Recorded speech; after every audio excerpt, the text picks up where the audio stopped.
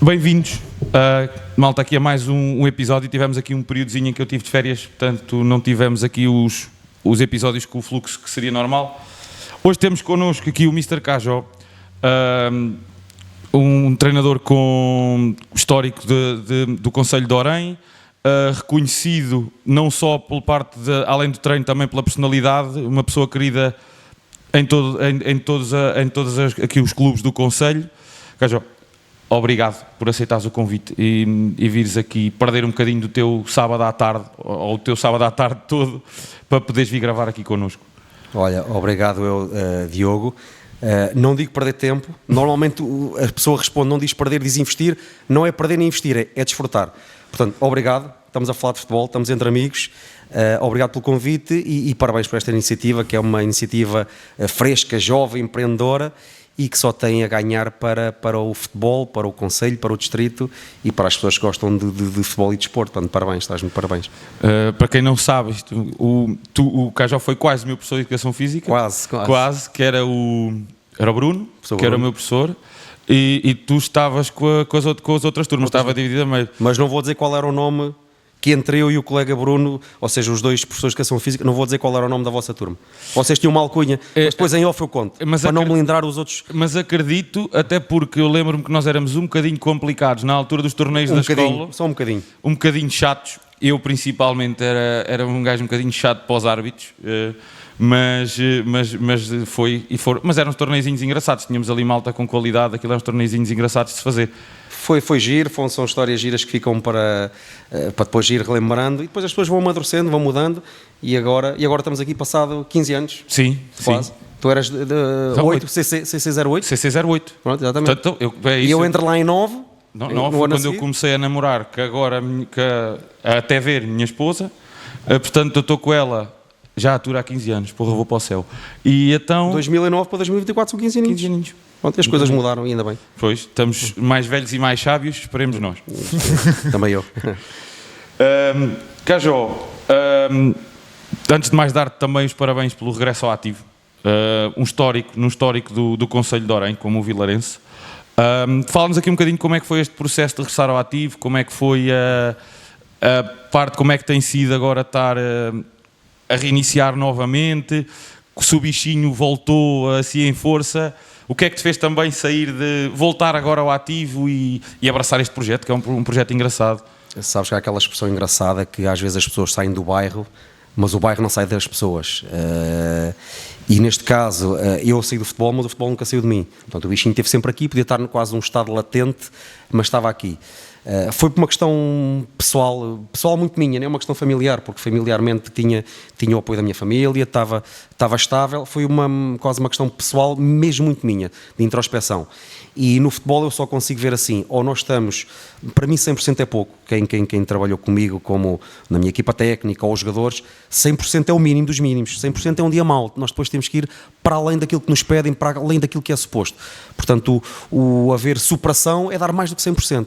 E eu estava com condições pessoais minhas, disponibilidade mental, emocional para continuar o projeto onde eu estava, neste caso um campeonato nacional, ou entendi que era melhor parar. E nós temos de tomar decisões e temos que ser fortes para as tomar e responder perante elas. Portanto, eu estou a responder perante elas, não me arrependo, acho que na altura fiz aquilo que tinha que ser feito e agora estou a voltar ao ativo e estou de volta ao futebol, gosto de ver futebol, gosto de ler, gosto de estudar e tive que responder afirmativamente este convite, acima de tudo pela forma como ele foi formulado e como ele foi feito. Sim, tem sido assim, dar também os parabéns, já lhes dei pessoalmente. O Duque tem feito um excelente trabalho nos últimos anos no Vilar, e acho que continua e está demonstradas quais é que são, acho eu, as ambições do Vilar e bem, e parece-me uma pessoa dedicada e muito devota ao vilarense. E já dei os parabéns ao Duque, acho que foi um muito bom trabalho da parte dele, ter-te conseguido... Vamos ver com o tempo. Mas, e como é que está a correr agora? É tudo, né? Tudo novo, mas temos o bichinho. Quais é que são os objetivos? Quais é que são os teus objetivos? Né? Porque além dos objetivos, tu também de certeza terás teus objetivos próprios. Voltando aqui um bocadinho, uns segundinhos atrás no filme, o Vilar...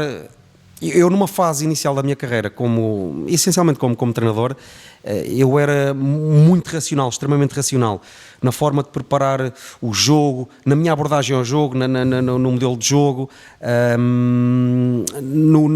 na parte da comunicação, na liderança, no trato com os jogadores, que é absolutamente fundamental, é vital. Diria que até é mais do que 50% de toda a preparação tática, técnica e estratégica, falando de futebol em si. Portanto, ter um grupo unido, coeso, e a forma como nós lidamos com os jogadores e como temos o grupo na mão é fundamental.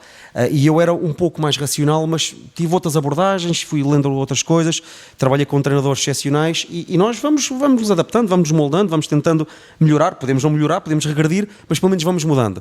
E mesmo até em termos técnico-táticos, fui tendo uma abordagem ao jogo mais ofensiva, mais agressiva, mais emotiva, mais emocional, porque tanto no trabalho nas empresas como nas escolas e como no futebol, estamos a falar de pessoas, estamos a falar de emoções, e eu tenho, com um equilíbrio, ou tento, posso não conseguir, mas quando era extremamente racional numa fase inicial da minha carreira, agora penso e decido um pouco também com o coração, não só na forma de jogar das minhas equipas, na minha relação com os jogadores, na minha liderança. Penso que tenho colhido alguns frutos, acho que não ficou pior por isso, e esta decisão do Vilar é um pouquinho com o coração.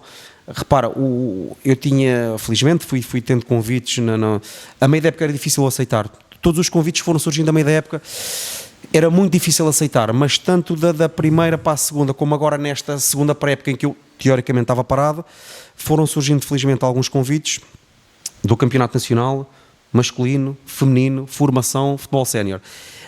E fui para a situação vilarense com muito orgulho, com muita convicção, por decidir um bocadinho com o coração. É um clube perto, portanto, em termos de logística familiar, vai ser positivo, porque estou realmente muito perto de casa. Os meus filhos podem ver os treinos, podem ver os jogos, a minha família pode lá estar a apoiar, e a minha mãe é do Vilar, portanto, a minha mãe é dali, e eu já tinha tido vários convites do Vilarense, como jogador, como treinador da formação, como treinador inclusive do futebol sénior, e por um motivo ou por outro nunca se proporcionou. E então eu achei que era esta altura, ou seja, é simbólico para mim, depois destas pequenas 2 épocas paradas, voltar para o Vilarense. Acho que vamos tentar fazer ali um percurso interessante. E só uma nota, a forma, o Rodrigo foi meu aluno também, ainda antes de te conhecer a ti, portanto estávamos a falar de 2009, quando eu entro na Escola Profissional de Harém. Em 2008 ele era um menino da escola primária, mas foi uma pessoa muito séria, muito honesta, lá está, não vai prometer mundos e fundos, não foi isso que aconteceu, veio ter comigo de uma forma séria, calma, uma postura muito humilde, e fomos ganhando ali sinergias, e aqui estamos nós a falar do meu projeto para a próxima época. Quais é que são os objetivos principais definidos, ou que tenhas definido, não digo do clube, quais é que são os objetivos que tu propuseste, se calhar, porque é normal, nós vamos para um projeto, normalmente, eu falo por mim que trabalho assim, eu trabalho por objetivos, gosto de ter um objetivo para ter uma bitola. Já te propuseste, já te sentaste a pensar quais é que são os objetivos, os teus objetivos desta época? Ou... Isso é uma pergunta habitual quando estamos a falar em questões empresariais, profissionais, especialmente futebol, mas depois a forma como tu a formulaste até tem algum truque e está bem feita, vai exigir aqui um bocadinho de mim. Porquê? Porque podíamos responder de uma forma básica e como aquelas respostas politicamente corretas, mas pronto, eu também não estou aqui para ser politicamente correto, e estou aqui para ser sincero e para falarmos entre amigos de futebol e para dizer a verdade do coração. É óbvio que para eu ter aceito o convite e o projeto do Vilarense, tínhamos estado de acordo nos objetivos, porque senão... Mas aos objetivos standard, e depois podemos pôr um bocadinho mais de sal e pimenta na coisa. Eu fui jogar ao Vilarense quando o Vilarense começou o projeto há 3 anos, e o tempo passa no instante. Eu estava no meu clube anterior e fomos lá jogar, e a diferença era grande, era muito grande. Portanto, eles tiveram que começar como qualquer bebé começa a gatinhar, não é? E então eles fizeram o primeiro ano... foi como foi difícil. Foi um ano difícil, sim, mas... O segundo ano já saltaram mais um degrauzinho ao outro. E neste terceiro ano que está agora a terminar, portanto esta época 23-24, já saltaram mais uns degraus. E quando ficaram por pouquinho. Não e eles quando vêm ter comigo, palavras deles, não é? A forma de me abordarem é que, pronto, gostavam de continuar esta trajetória ascendente, de continuar a crescer um bocadinho. Eu depois faço contas, olho para a tabela e acabaste por estar até ligado indiretamente nesta luta, nesta competição final muito renhida, e eu vi que, bem, eu estou aqui quase num beco sem saída, porque o próximo degrau já não faltam muitos degraus para saltar um degrau maior, não é? Não. O que eles me pediram foi continuar a evolução do clube, o crescimento do clube. Portanto, eles têm um projeto de formação que me parece organizado, me parece acima de tudo um projeto sério. Tem trabalhado muito bem na formação. E nós, como nestes clubes acima de tudo distritais, é uma grande responsabilidade quando tu aceitas um projeto de ser treinador de futebol sénior, porque tu, além de seres o treinador da equipa sénior, tu tens que servir de exemplo. A postura dos teus jogadores, em termos disciplinares, em termos de ética de trabalho, em termos até do próprio futebol que se joga, e aquilo que é a importância daquilo que tu deves, não é só o clube que deve dar coisas a ti, tu deves dar coisas ao clube, não é? Não me perguntes o que é que a América tem que fazer ou pode fazer por ti, e o que é que tu podes fazer pela América, não é? E então tens ali uma responsabilidade acrescida até perante a formação, e perante os pais da formação. Tens de dar um exemplo. E então realmente em termos desportivos é continuar a crescer mais um bocadinho, mais um degrau. Agora, eu tenho que estar alinhado com os objetivos da direção. Agora, eu em termos individuais posso ter aqui mais qualquer coisa na manga, não é? Posso ter, sonhar não custa dinheiro, não é? Eu posso querer, se conseguirmos fazer uma equipa forte, coesa e unida, depois eu assumo a responsabilidade dentro de campo daquilo que são as nossas escolhas da equipa técnica, da forma de jogar e dos resultados, quando correm bem e correm menos bem. Podemos querer ser ambiciosos e tentar fazer uma gracinha, estabilizar o Vilar. É óbvio que não dá para descer, portanto temos essa noção. Sim, o objetivo na segunda, acho que toda a gente queira ser competitiva, tem que passar por querer subir. Portanto, se quer ser competitivo, não vale a pena dar com muitos rodeios e é tentar isso. Sem uma exigência superlativa por parte da direção, sem uma grande pressão. Agora nós podemos pôr, à medida que o grupo vai crescendo e que as coisas vão evoluindo, tentar pôr era isso que eu ia dizer. Essa cenourazinha um bocadinho mais para a frente. Portanto, daí a minha questão tinha a ver mais com isso, né? Porque nós próprios colocamos outros objetivos à parte do objetivo principal. Pessoais, às vezes. Olha, gostava de atingir isto, gostava de... começa o campeonato, estamos bem ofensivamente ou defensivamente. Olha, gostava de acabar o campeonato, e sofrer só até aquela vitória. Objetivos intermédios, vais sempre para objetivos. E muitas vezes esses objetivos intermédios vão-te ajudar a chegar ao objetivo que estava estabelecido ou até superar esse objetivo. Eu gosto muito de fazer isso, ainda bem que tocaste nisso, de fazer objetivos intermédios que te vão catapultando e que te vão ajudando na altura que nós a elevar. A programar se calhar o mesociclo ou tudo mais, e se calhar nessa altura, olha, durante este coisa, mesmo na pré-época, era muito bom se a gente nestas 2-3 semanas a malta fisicamente atingisse este patamar, ou em termos de capacidade de jogo nós conseguíssemos chegar ao final da pré-época a pressionar só de tal maneira e depois vamos trabalhando o resto. Eu acredito que hoje em dia, não é, o planeamento dos treinadores hoje em dia cada vez é mais completo, e a parte de toda a estratégia que é feita à volta da equipa e da maneira de jogar é toda ela pensada desde o início da época, desde a pré-época, portanto não se trabalha em cima do joelho, cada vez menos. Há um planeamento pós-jogo, acredito que como qualquer treinador, e tu és uma pessoa bastante meticulosa, estudiosa e que gostas de coisas, vais fazer a tua análise dos adversários, mas não vais mudar a tua maneira, também isso, não vais mudar a tua maneira de jogar totalmente em prol de um adversário, ou... Bem, e estamos a falar agora não sei se pode dizer isto a data, mas estamos algures no Europeu de Futebol, e pronto, e temos passado um bocadinho por isso até com a seleção portuguesa. Acho que o planeamento é fundamental, e hoje em dia fazer projetos ou querer fazer uma equipa e trocar ideia de jogo, modelo de jogo, sistema de jogo, e estou a ir do geral para o pormenor, quase como quem troca de camisa ou t-shirt diariamente. Eu tenho dificuldades em acreditar nisso. Também. De qualquer forma, esse planeamento, por muito planeado, passa o pleonasmo, que seja no início da época, e por mais convicto que tu estejas das tuas ideias, do teu planeamento, mas eu acho que ele deve ser feito a lápis. Porque repara, tu de repente pagas tudo. Claro, se faz a caneta, ou rasgas a folha, ou rasgas tudo, ou vens com o corretor e fica mal. O facto de planeares, planeares e queres trabalhar de forma organizada, a lápis permite ir adaptando, ajustando em função do momento, do contexto, e daquilo que a tua equipa está a dizer. Tu até podias estar, pode ser de duas formas, ou das duas uma, ou das três uma, perdão, ou aquilo está a correr quase que exatamente por ironia do destino, como tu estavas em junho, ou julho, ou em agosto a planear, e não sai daquele eixo. Ok, é muita coincidência. Ou o que é que pode acontecer? Pode estar abaixo, ou pode estar acima, não é? Daquilo que tu idealizaste. E então depois vais ajustando. Ou estás muito abaixo e tens que dar um passo atrás, ou seja, tens que dar um passo atrás para depois tentar dar dois em frente, tens que fechar uma ou duas janelas para depois tentar abrir uma porta, ou o inverso, ou assim, tu até foste modesto no planeamento e aquilo está a correr de tal forma bem que tu tens que andar mais, tens que pôr mais exigência. E estavas a ser modesto nos objetivos, na forma de jogar. Não, eles estão melhor do que aquilo que eu estava à espera, estão a jogar melhor, estamos a ter resultados melhores. Sonhar também não custa, nós podemos pôr sempre. Mas se tu estacionas no planeamento que inicialmente fizeste e que até está abaixo da resposta que os teus próprios jogadores estão a dar individual e coletivamente, então tu podes ter que, não, olha, então vou pôr a fasquinha um bocadinho mais alta, porque não? Mas talvez a malta existe. Tens é que ter coragem como treinador. Sim. Porque o treinador pode dizer, não, eu planeei aquilo, eles estão à frente, deixa estar. Porque se perder, está dentro daquilo que eu planeei. Não, vamos redefinir eventualmente objetivos, internamente com o grupo ou com a direção. Isso para a comunicação social posterior logo se vê, acho que é o menos importante. Porque isso pode pôr uma pressão acrescida por parte dos adeptos ou até dos próprios jogadores que não aguentam essa pressão. Mas tu depois tens é que ter coragem de assumir isso aos jogadores e levar a fasquia. Então vais andar para trás, vais...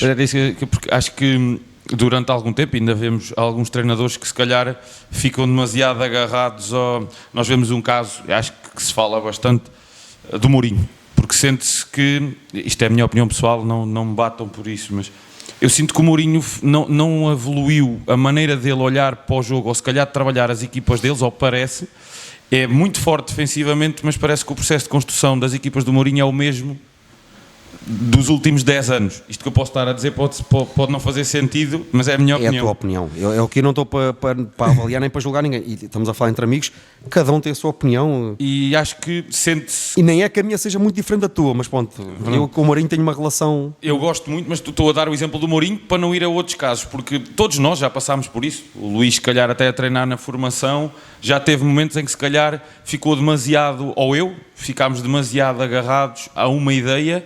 E se calhar não nos deixámos moldar da maneira que tu estás a dizer, não olhámos com ambição para as coisas, porque olha, estamos a trabalhar assim, para está a correr bem, não vamos mexer, não vamos estragar. Em vez de pensarmos, olha, agora está a correr bem assim, epá, olha, muito bom, vamos então. E acho que isso também, acho que é importante cada vez mais haver esses objetivos e daí eu estar-te a fazer esta questão, porque é óbvio, né? Também acredito que ainda não tenhas o plantel totalmente definido, acho que ninguém ainda nesta fase, tirando equipas da primeira distrital que irão iniciar a pré-época, provavelmente agora no início de agosto, para também teres a noção, sem olhar, sem fazer os primeiros treinos, teres a noção... Isso é fundamental, nem vale a pena estar a quase a fazer futurologia e inventar muito. Não, tem que ser a base com que vamos começar, até porque, imagina, se estás-me a perguntar de um clube em que eu já estou no segundo, terceiro, quarto ano consecutivo, e tu consegues saber qual é que é a tua base sabemos de trabalho. A base, ou estamos um bocadinho melhores, ou um bocadinho mais fortes, ou atrás, ou à frente, como é que estão os adversários daquela divisão, porque tu já tens o conhecimento. Agora, estamos a começar, não do zero comigo, mas há uma base interessante, o clube está estável, está organizado, portanto, eu sou mais uma peça para ajudar, eu sou ali mais um ingrediente para tentar ajudar aquela equipa e aquele grupo, aquele clube. Agora tenho que perceber, perante as minhas ideias, que grupo é que vamos conseguir reunir de jogadores e, como tu disseste bem, estamos todos numa fase embrionária, estão todos os clubes a tentar construir a melhor equipa possível, portanto, para isso é muito cedo. Até agora, das apresentações que vi, conseguiram manter jogadores importantes, tanto o Tomás como o Hugo, como até o Guilherme também, o defesa direito, que fez uma época também bastante Sim, boa. Eu tentei perceber realmente com feedback dos treinadores do ano anterior, da equipa técnica, da direção e de algumas pessoas que acompanhavam a qualidade que estava ali, as características dos jogadores. É óbvio que agora vou ter que ver alguns vídeos e vou ter que avaliar no início da época. A própria pré-época vai ter que ter um formato ali nos primeiros dias diferente, vou ter que dar muita liberdade e jogo de forma muito simples e pouco condicionada, só para ver, avaliar. Estou cá fora, a dar pouca intervenção e pouca minha ideia de jogo, para ver, para depois então não começar, mas eventualmente ajustar ou adaptar em função das características dos jogadores. Isto a ver, como eu te disse, eu tenho aqui as coisas, mas depois isto vou... Como as cerejas vão surgindo as perguntas, não é? Vão surgindo. E disso estavas a falar, queria saber a tua opinião relativamente a um assunto que se fala bastante aqui dos treinadores. Eu há pouco tempo estive a ler um livro que o Ferguson lançou há uns anos, já tinha acabado a carreira. Ele lançou há 2, 3 anos. Mesmo a biografia dele? Sim, tipo a biografia dele. Que ele está na capa. Que ele está na capa. E ele tem lá um ponto em que ele diz que desde do Aberdeen que ele não dá uma unidade de treino. Portanto, ele e a equipa dele fazem o planeamento da unidade de treino e ele abstrai-se do treino, fica na bancada, a ver de cima, para não criar ligação emocional nas escolhas dele. Ok? Para não estar demasiado próximo, demasiado investido. Qual é que é a tua opinião relativamente a isto? Tu gostas de estar mais próximo, acompanhar mais o treino, ou também tendo uma boa equipa técnica à tua volta, achas que é importante também às vezes nós distanciarmos um bocadinho e ver de cima? Pronto, isso aí tem tudo a ver com o contexto, não é? Porque ele pode ter uma equipa técnica com 6, 7, 8 treinadores, Sim. tem fisiologistas, tem preparadores físicos, tem recuperadores físicos, Sim. tem não sei quantos fisioterapeutas a ver tudo e a tratar mais da parte do cansaço, a parte física, mas mesmo em termos de equipa técnica do seu staff, ele se calhar tem lá 6 ou 7, portanto ele pode fazer isto. Aqui num contexto mais regional, mais amador, é difícil. Traz uma equipa técnica com 3, 4, já não é mau, já não é um número mau. Agora, eu posso dizer, e vai entroncar, penso eu, que nem uma luva nessa tua pergunta. Eu sou muito interventivo no treino. Numa primeira fase de treinador, talvez assim um pouco mais, lá está, voltando até uns minutos atrás, um pouco mais frio, um pouco mais formal.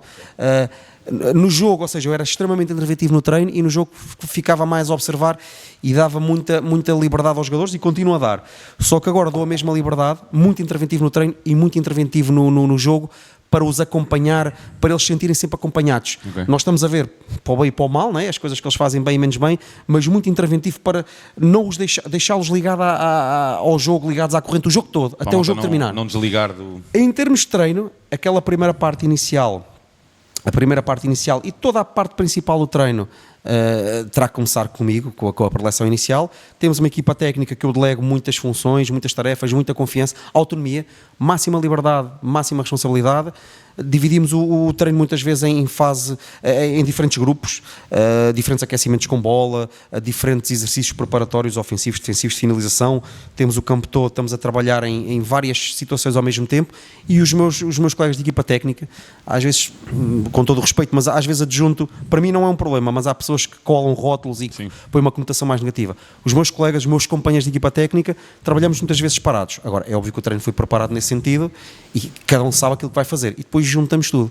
E quando juntamos tudo, por exemplo, à quinta ou à sexta, e vamos fazer um pouco mais de jogo, muitas vezes começo com um jogo condicionado, com vários condicionantes, por zonas, por setores, mas depois há uma altura que liberto e faço o jogo mais, independentemente de ser metade do campo, 50%, 60%, 70% ou até campo inteiro, o que é raro, e nessa parte do jogo eu vou-me embora. Ou seja, preparei o treino, os exercícios intermédios foram todos feitos e acompanhados de perto por nós, o jogo condicionado eventualmente, mas quando já se está a aproximar mesmo daquele jogo formal, às vezes deixo os meus colegas de equipa técnica ou a apitar uma falta ou outra, ou ali mais perto do campo, e eu vou para a bancada o mais alto possível, o ponto mais alto possível, para ter aquela visão helicóptero, e estou a ver como é que se está a comportar a linha defensiva, como é que se está a comportar essencialmente os jogadores longe da bola, ou seja, quem está perto da bola está minimamente ou muito ativo. Agora, como é que se está a comportar o jogador da equipa em posse de bola ou sem posse de bola, mas mais afastados, estão bem posicionados, estão ligados ao jogo, estão ligados ao treino, ou estão numa zona de conforto, ou estão um bocado displicentes.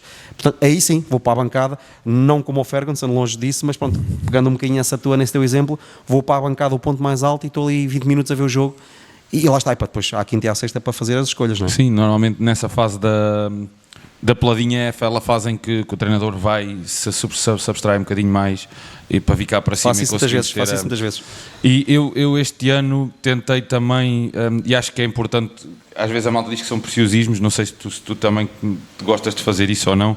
Eu tentei gravar ao máximo os jogos das equipas onde eu estava, com que eu tivesse, porque eu depois gosto de em casa, normalmente estás no banco, estás interventivo, não vês, e a câmara a gravar fica sempre no ponto mais alto da bancada.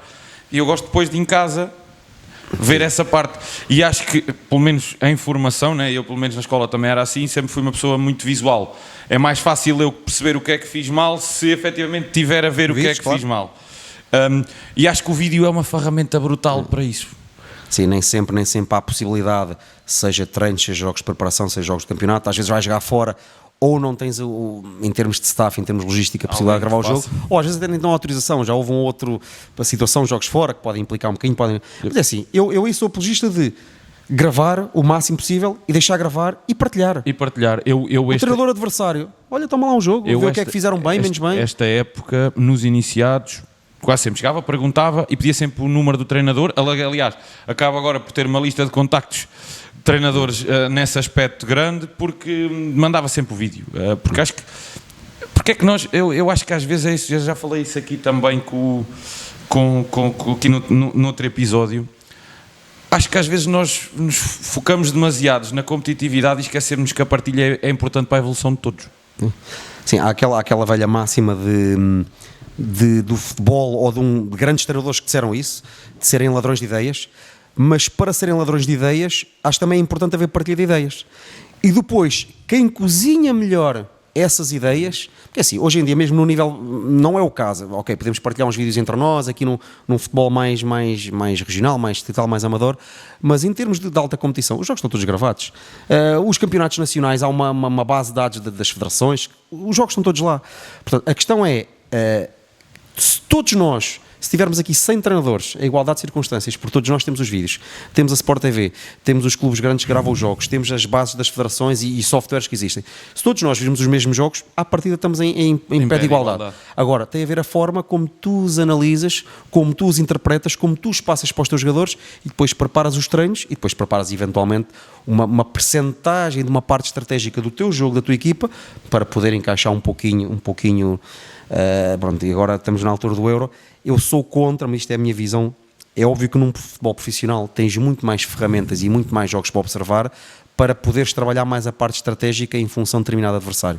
Agora, eu gosto tanto de trabalhar a nossa ideia de jogo, a nossa filosofia de jogo da nossa equipa, o nosso modelo de jogo, que acho mal estarmos a adulterar e a mudá-lo quase todo e quase todas as semanas em função do adversário. Portanto, eu deixo uma percentagem, uma fatia larga e forte para o nosso modelo de jogo, para a nossa ideia de jogo, e depois deixa ali uma percentagenzinha que, com humildade, para realmente tentar contrariar um pouco, quando tu conheces e tens informações da equipa adversária e dos jogadores adversários, para haver ali um encaixe. Eventualmente, quando tu não tens bola, não tens bola, como é que eles costumam atacar? Podes trabalhar ali algumas nuances defensivas, mas também quando tens bola, ver os pontos fracos do adversário para tentar entrar por aqui ou por ali.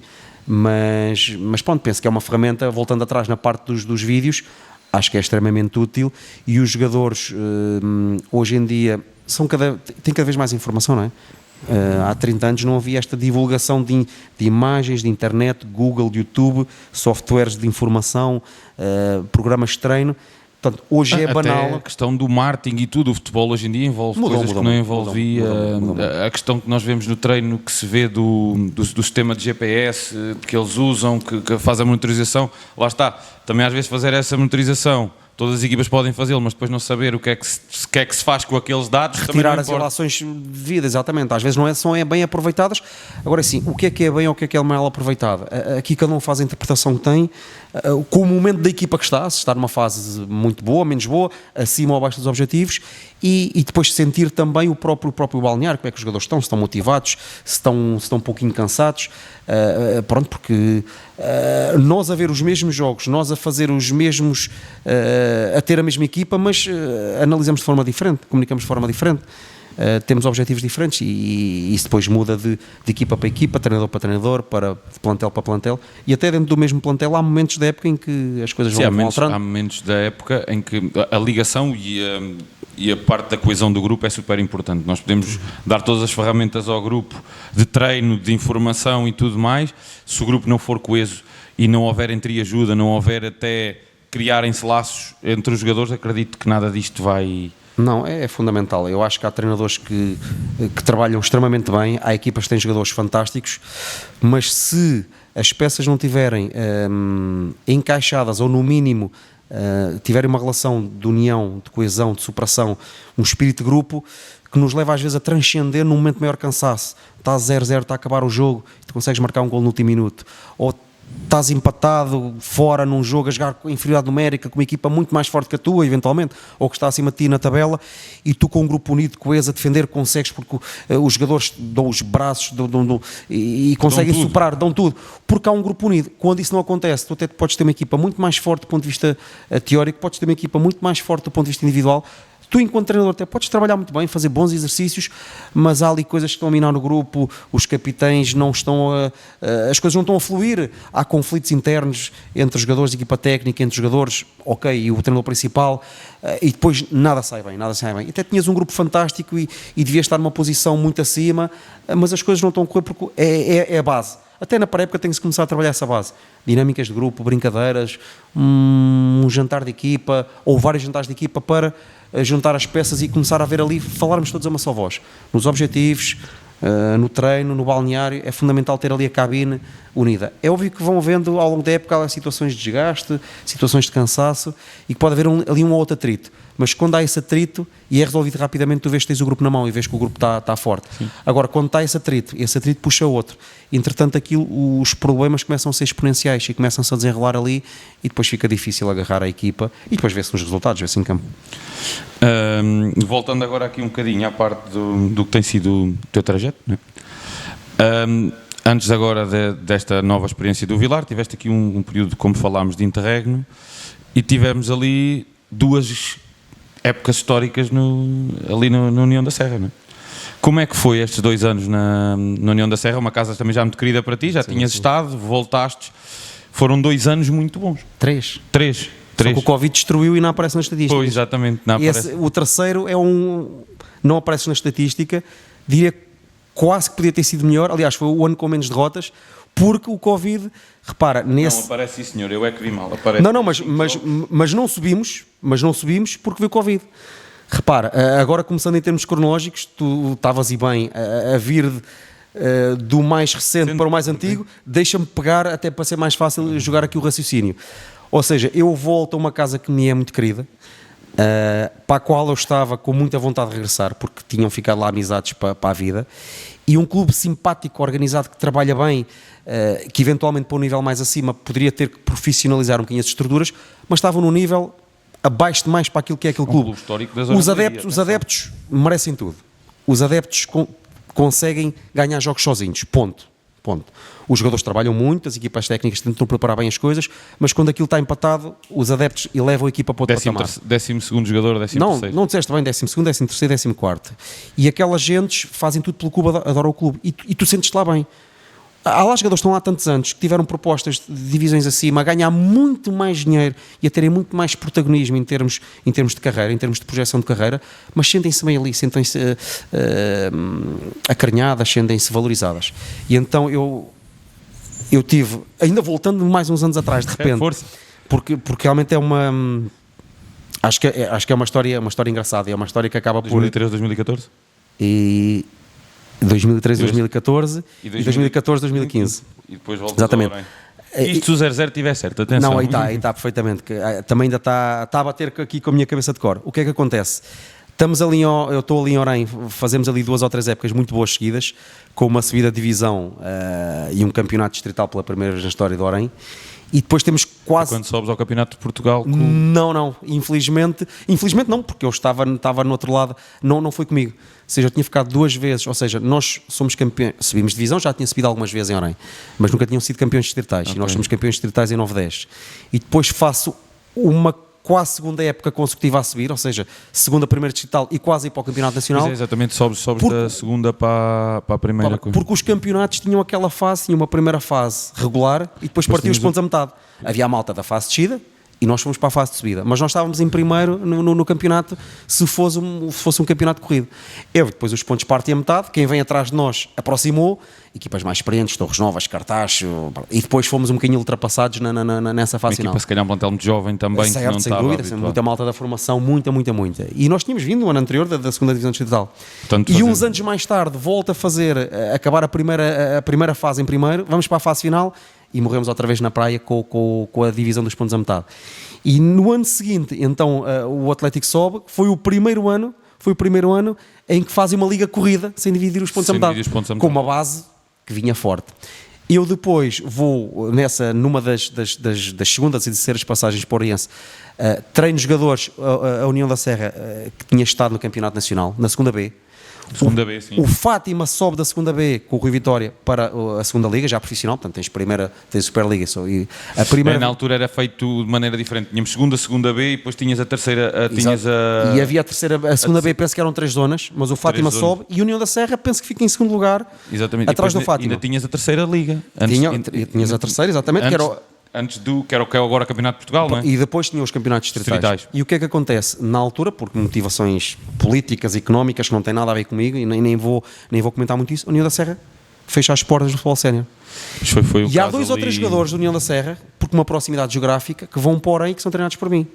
E depois, quando eu saio do Oriense, que tínhamos estado em primeiro, tínhamos acabado o campeonato regular em primeira posição, depois aquilo parte os pontos a metade e não conseguimos subir para os nacionais. Mas vamos à final da taça pela primeira vez na história do Oriense, 0-0 com a Miense e perdemos os penaltis. E há 2 ou 3 jogadores que, pronto, criámos ali uma relação positiva e que tinham um feedback bom, tinham saído da Serra e dizem para a Serra, atenção, quando vocês abrirem novamente a equipa, olha, contactem aqui o nosso amigo Cajó. E convidaram-me e eu, ok, é uma experiência, porque os jogadores e os treinadores acho que não vai ser muito rico se tu tiveres 20 anos a treinar no mesmo clube. Se tu tiveres 20 anos a treinar o Leiria, o Fátima, Orem, tens de ter experiências diferentes no estrangeiro, outros campeonatos distritais, ires campeonatos acima, ires campeonatos abaixo, vai-te enriquecer enquanto jogador, enquanto treinador e enquanto pessoa. E então eu aceito o projeto da União da Serra. Temos um primeiro ano maravilhoso, que nós por 5 minutos não subimos logo na primeira época, devido a um senhor que é sabes que é o Tarzan, o jogador do Caldas, marcou-nos 2 golos. Havia a equipa, muito bom jogador. Pronto, e estamos a falar logo já da honra para o Campeonato de Portugal ou ainda da primeira? Não, ainda na segunda, não, porque o projeto tinha começado do zero. A minha primeira passagem da Serra, estamos na segunda distrital. Na zona de Leiria é a primeira e a honra. Pronto, mas ok, mas se quiseres tratar por segunda e primeira, eles começaram do zero, não é? E então nós vamos buscar os filhos do treinador, neste caso era eu não, mas os filhos de membros da direção. Ainda eram pequenitos. E só havia um nessa altura. Havia portanto, ainda não havia. Ainda não dava para ir buscar. Filhos de membros da direção, filhos dos vizinhos, os vizinhos, pessoal do Inatel, pessoal do futsal, pessoal de futebol de praia, malta que tinha deixado de jogar. Tiveste de ter uma ajuda também da estrutura enorme a fazer o plantel. A estrutura sempre deu apoio, mas temos muita gente, é experiência, vai tudo à experiência e captações, ok? Eu consegui, jogadores já mais ou menos consagrados em termos de futebol distrital que eu conhecia, consegui trazer 3 de Orem. Pronto, fez ali uma base, um central, um avançado e um ala esquerda. O Dércio, não era? O Dércio, infelizmente, veio mais tarde. Porque eu tinha uma relação muito boa com ele e treinou muitos anos em Orem. E depois vai quando eu já tinha saído da União da Serra. Porque estávamos numa fase embrionária, não é? Miúdos da formação Estamos a falar de 2013, 2014. Exatamente, na primeira. E então por 5 minutos que porque estamos a ganhar 1-0 em casa, depois perdemos 2-1 ali a acabar o jogo, quando o João, o Tarzan faz anos de Caldas. Sim, e estava ali, havia o Alfeizarão, e havia o Caldas, e havia ali umas equipas B, e estamos a ganhar 1-0, estamos mesmo para subir, e ele faz 2 golos, perdemos 2-1 no penúltimo jogo em casa, e depois vamos perder à Maceirinha 2-0. Bastava-nos o empate. Tinha uma equipa muito experiente. Uma deslocação difícil, ainda pelado, julgo eu, ou já tem sintético? Já no sintético, mas um campo também, uma massa adepta muito difícil. Muito próximo, porque muito próximo, tinha aquelas coisas em ferro já à volta, quase em cima, e a malta fica quase em cima dos jogadores. Nesse primeiro ano, a fazer um futebol espetacular, ou seja, havia 0,0, portanto não havia equipas de anos anteriores, com treinadores anteriores, e com uma base, portanto é construir tudo do zero. Porque foi tudo do zero, até a parte da formação também, ou não? A formação, eles tinham ali uma ideia, porque eles tinham uma equipa muito forte nos juvenis, e a ideia é, olha, estás aqui, vamos fazer 1 ou 2 anos para começar a andar o projeto, e depois veio uma equipa superlativa, uma equipa extraordinária de juvenis, que daqui a 2 anos estão aqui todos e vais ter uma equipa espetacular. Eles ainda têm uma formação fortíssima e muito boa. Depois nós fazemos um segundo ano que tentamos ir buscar os jogadores mais experientes e dar um salto qualitativo, e já não foi tão bom como o primeiro ano. E depois chegamos ao final da época, é óbvio que o dinheiro não abundava, e eu queria subir, queria rapidamente tirar a União da Serra da segunda digital. E há ali uma revolução na formação, porque essa tal famosa equipa da formação que ia abastecer-nos daqui a 1 ano vai para o Fátima, não vai toda para Orem, porque o treinador tinha sido treinador deles iniciados, juvenis e júniores, trá-los todos para Orem. Ou seja, isso é malta, ok, não há aqui muita possibilidade financeira de investir. Aqueles 7, 8 jogadores bombásticos que vinham abastecer a equipa sénior já para o ano ou daqui a 2 anos no máximo, já não estão cá. Portanto, o projeto acabou e muitos amigos saímos. E então eu volto mais antes, vou para... mais uma vez a Orem. Venho mais uma vez a Orem, estou no Fátima entretanto, uma experiência riquíssima. Já agora vou-te chateando. Claro que sim, vais ver. Como é que depois foi este regresso a Orem? Vê que lá está, aqui o 0-0 só tem aqui 2 jogos. Pois, mas foi a época toda. Felizmente nunca terminei nenhuma época a meio. Foi lá está, era isso que eu estava a dizer. Só depois aqui na segunda passagem na Serra é que já começa a ter aqui mais a estatística mais completa. Ou seja, volto pela terceira vez a Orem. Estou a falar em futebol sénior, porque eu tinha feito todo o trajeto como jogador e treinador na formação do Oriense. Treino 3 vezes no futebol sénior com 24 anos, comecei no futebol sénior. Corre muito bem a primeira passagem. Claramente opto por parar, mas fui para várias experiências a seguir clubes diferentes. Volto uma segunda vez em que estamos novamente para subir divisão e vamos para o primeiro da final da Taça de Ribatejo. Saio, houve ali algumas diferenças de opinião até com a direção e estávamos com ideias diferentes e sai essa segunda passagem, vou para a União da Serra e depois volto a terceira passagem ao Oriense, que é essa que estás aí a pegar. Foi um momento extraordinariamente difícil, apanhamos o Oriense numa fase de convulsão diretiva, eleições. Foi naquela altura daquela equipa de júniores que terminou? Também. Os tais miúdos tinham vindo da União da Serra, uma equipa magnífica de júniores, uma equipa muito forte de juvenis e júniores do Orém, com aqueles miúdos que vêm da União da Serra, tinha uma equipa magnífica. E há alguns conflitos. A equipa do Manel? Sim, também. Do Manel, do Martins, do... Sim. E estás a falar dos do Orém que vieram e depois aos quais juntam todos os miúdos da Serra. Sim, do Graça também, do Graça, exatamente. Do Costa, se não me engano. Há ali várias convulsões, pronto, eu estava fora, portanto, sim. E depois há ali um processo de eleições, 2 listas, que depois se torna só numa, e é nesse período de eleições e de pré-época que tu já devias estar focado a fazer acima de tudo o plantel, a escolher os jogadores. Ainda estás a decidir estas coisas? Ainda estamos a decidir isto, ou seja, havia um plantel, havia uma base interessante do ano anterior, em que saem os jogadores quase todos. Ou seja, eu até conhecia os jogadores, até conhecia o clube, mas começamos novamente quase do zero. Temos que ir fazer captações, temos que ir buscar jogadores perto, buscar jogadores longe, do futebol distrital, do futebol de praia, do futsal, fazemos ali realmente um mix muito grande, porque o grupo acabou por ser dilapidado e começamos a preparar toda a época muito tarde. Óbvio que a capacidade financeira não era muita, mas acima de tudo tinhas perdido vários jogadores para clubes aqui da zona. O objetivo era claramente a manutenção, conseguimos com muita dificuldade, mas fizemos a manutenção. Sempre uma época difícil, não é? Essa foi extremamente difícil, a estrutura estava muito débil, toda a logística, todo o staff, todo o clube estava à procura de voltar a ganhar identidade, não é? De se reencontrar, de se reerguer. Essa foi dolorosa. Essa época foi muito dolorosa. Os jogadores foram fantásticos. Conseguimos criar ali um grupo forte, mas que foi sendo os jogadores que foram acabando por sair porque eram de longe, porque as condições eram difíceis. Ficaram as relações, ficaram as amizades, mas pronto, mantivemos, era o objetivo. E pronto, depois aí opto por sair sem dúvida alguma, porque aquela época foi muito desgastante. Aparece o Fátima. Já que estamos a ir por ordem cronológica, eu não me esqueci que estávamos a ir para a segunda passagem da Serra, sim, talvez mas a mais enriquecedora. Agora faltam 2 anos no Fátima para ligar a essa, não é? Agora, para ligar a essa, exatamente. Agora estamos em 16, 17 e 17, 18. Não, 17, 18, 18 e 18, 19, exatamente. 16, 17 é quando eu volto do Orém, depois 17, 18 e 18, 19 surge o convite do meu amigo e pessoa que eu muito admiro, que é o Nuno Cata, e que já também tiveste, penso que tiveste o prazer. Sim, não, foi mesmo um prazer, foi como já tínhamos falado. Nós comentados em off, mas eu tenho a certeza que tu gostaste. Uma pessoa espetacular, imagina, foi o exemplo que eu te disse, por todo o histórico que ele tem, não é? O trajeto que ele fez, que muito lhe custou, não é? No futebol ao mais alto nível e tudo mais, tinha de dar legitimidade, e não é uma pessoa super simples, super humilde, gosta de falar de futebol, gosta de ajudar, gosta de brincar, dá-se ao outro. Espetacular.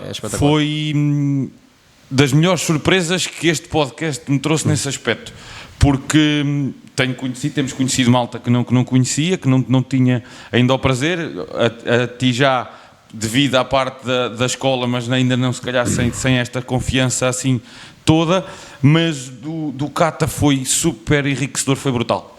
Foi brutal, e mando aqui um abraço grande ao Cata, e espero que ele vá atingindo objetivos. Ele não manda um abraço porque eu não gosto nada dele, por isso é que Pronto, não manda um abraço. Eu percebo. Que ele vá atingindo objetivos. Ele sabe. Olha, o que se passa em Vegas fica em Vegas, o que se passa no balneário e as brincadeiras e as nossas histórias, a gente depois, um dia se quiser estás convidado, pago eu, vou jantar eu, tu e o Cata, e depois vais levar ali uma injeção de histórias, depois te ficas desorientado. Brutal. A ti foi o podcast que trouxe este conhecimento do Cata, a mim foi o podcast, mas foi um amigo que eu sei que levo para a vida, carrego para a vida, eu sei que posso contar com ele, ele pode contar comigo, e continuamos a estar em contacto, somos muito amigos. É brutal. E então eu ligo-me um dia à noite, eu estou numa reunião à noite, uma reunião escolar, e ele liga-me e pronto, ou seja, ele ia para aceitar o projeto do Fátima, mas queria um treinador da zona que neste caso não estivesse no ativo, e eu quis sair do Arém claramente no ano anterior, e ele, acho eu, que acabou por recolher algumas impressões e algumas opiniões de amigos que ele confiava, malta que jogou com ele em Leiria, malta que jogou com ele em Fátima, que treinou, e então procurou algumas indicações, e graças a Deus chegou até mim, e muito lhe agradeço, porque eu gosto dele até como pessoa. E pronto, e depois temos ali 2 épocas diferentes, interessantes, enriquecedoras, acima de tudo enriquecedoras. Eu lembro na altura dessas passagens, na altura falámos também que há ali uma altura em que também começa a ser um bocadinho complicado a ligação treinadores-direção. Foi o segundo ano. Porque... Repara, Diogo, tu no primeiro ano nós entramos à quarta jornada. Eu penso que eles tinham, se não me falha a memória, tinham 1 ou 2 empates. Portanto não tinham ganho o jogo. O Cata vem do Leiria também de... Ele tinha 1 ou 2 empates e estavam em último, em 16º, eram 16 equipas, nós acabámos em 6º. Ou seja, com a competitividade, uma segunda liga é terrível. E na altura, um CPP, um Campeonato de Portugal, ou CNS, o nome não é relevante. Ainda não era o Campeonato de Portugal nestes moldes, porque ainda não tinhas, ou se tinhas, já tinhas a Liga 3, acho eu, ou... Não, nesse não havia nem a Liga 3, era logo distrital para esse. Era distrital para esse e depois desse segunda Liga. Segunda Liga logo, era uma competitividade, era uma coisa assustadora, Medonha, era mesmo muito intenso, zona norte, a zona sul, era mesmo muito, muito competitivo. Portanto, vê quantos anos é que teve lá a Leiria. É complicadíssimo dar o pulo para a segunda liga, muito difícil. Complicadíssimo. E nós passamos de 16º em último, entramos em início da época, à quarta jornada, em setembro, outubro. 10 lugares. Entramos na última jornada, na última semana de setembro, lembro perfeitamente. Vamos lá ver uma reunião na sexta-feira, eu já vou com ele ver o jogo no domingo em casa, estava ali uma transição da equipa técnica, já tinha sido o mister principal, nós depois ficamos com o colega, o nosso amigo Bruno, o preparador físico, o treinador do guarda-redes, ficámos com ele, que depois acabou por sair, foi para um projeto em África, veio o Helder, e entro eu com o Cata, ou seja, o Cata é obviamente o treinador principal e eu entro como treinador adjunto dele.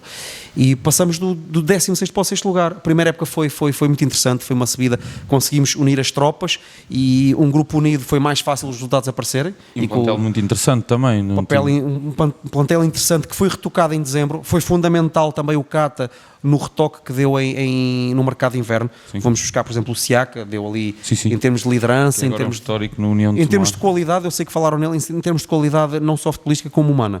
Tanto passado, eu acho que ele ainda chegou a acho que o Jorge na altura ali o Miguel tinha uma lesão, o Miguel Neves pontualmente tinha uma outra lesão, ou podia nem sempre começar de início. O Jorge penso também tem ali uma lesão grave no final da época no joelho, tanto que eu penso que ele chegou a ser operado, e eu penso que no final da época posso estar enganado, mas o Siaka, se não fui capitão num jogo ou outro, já fazia parte ali do grupo do 3º ou 4º capitão. Tínhamos também o Sousa, mas no segundo ano já era claramente o capitão. Sim, mas o Siaka não vem assim numa idade tão avançada quanto isso, porque o Siaka tem um histórico muito forte, o Siaka não é todo muito o Siaka veio, eu lembro da história do Siaka, ele faz Guimarães, Vizela, Chaves ou Vizela, exatamente. O Cata conheceu bem e a história é engraçada porque eles vêm jogar ali a Fátima e o Sintrense, que era um dos candidatos na altura, se não me falha a memória, atenção, eu estou a falar muito de cor, mas eu penso que leva ali há um jogo que leva ali um grande amasso e acho que ganhamos 3-0. E quando aborda o Siaka para vir para Fátima, ok, independentemente das condições do contrato, ele gostou da forma da nossa equipa jogar. Eu disse, fomos ali, penso que é 3-0 na altura, e pronto, e depois vem, e fizemos ali uns retoques em janeiro no mercado de inverno que nos ajudou muito. Depois acabámos em 6º lugar, com um grupo forte, coeso, tivemos alguns jantares de final da época em que o grupo estava. Depois houve ali algumas alterações, o projeto mudou um bocadinho, mas não resultou. Depois começou a faltar a retaguarda, a parte diretiva, começaram ali as pontas, em vez de estar unidas, começaram a desunir-se e pronto, e depois foi complicado. Pronto, e depois ali optam por fevereiro ou março, acabam por despedir a equipa técnica. Aliás, depois houve ali um processo conturbado durante aquela semana. Não queria entrar muito em pormenores porque passou.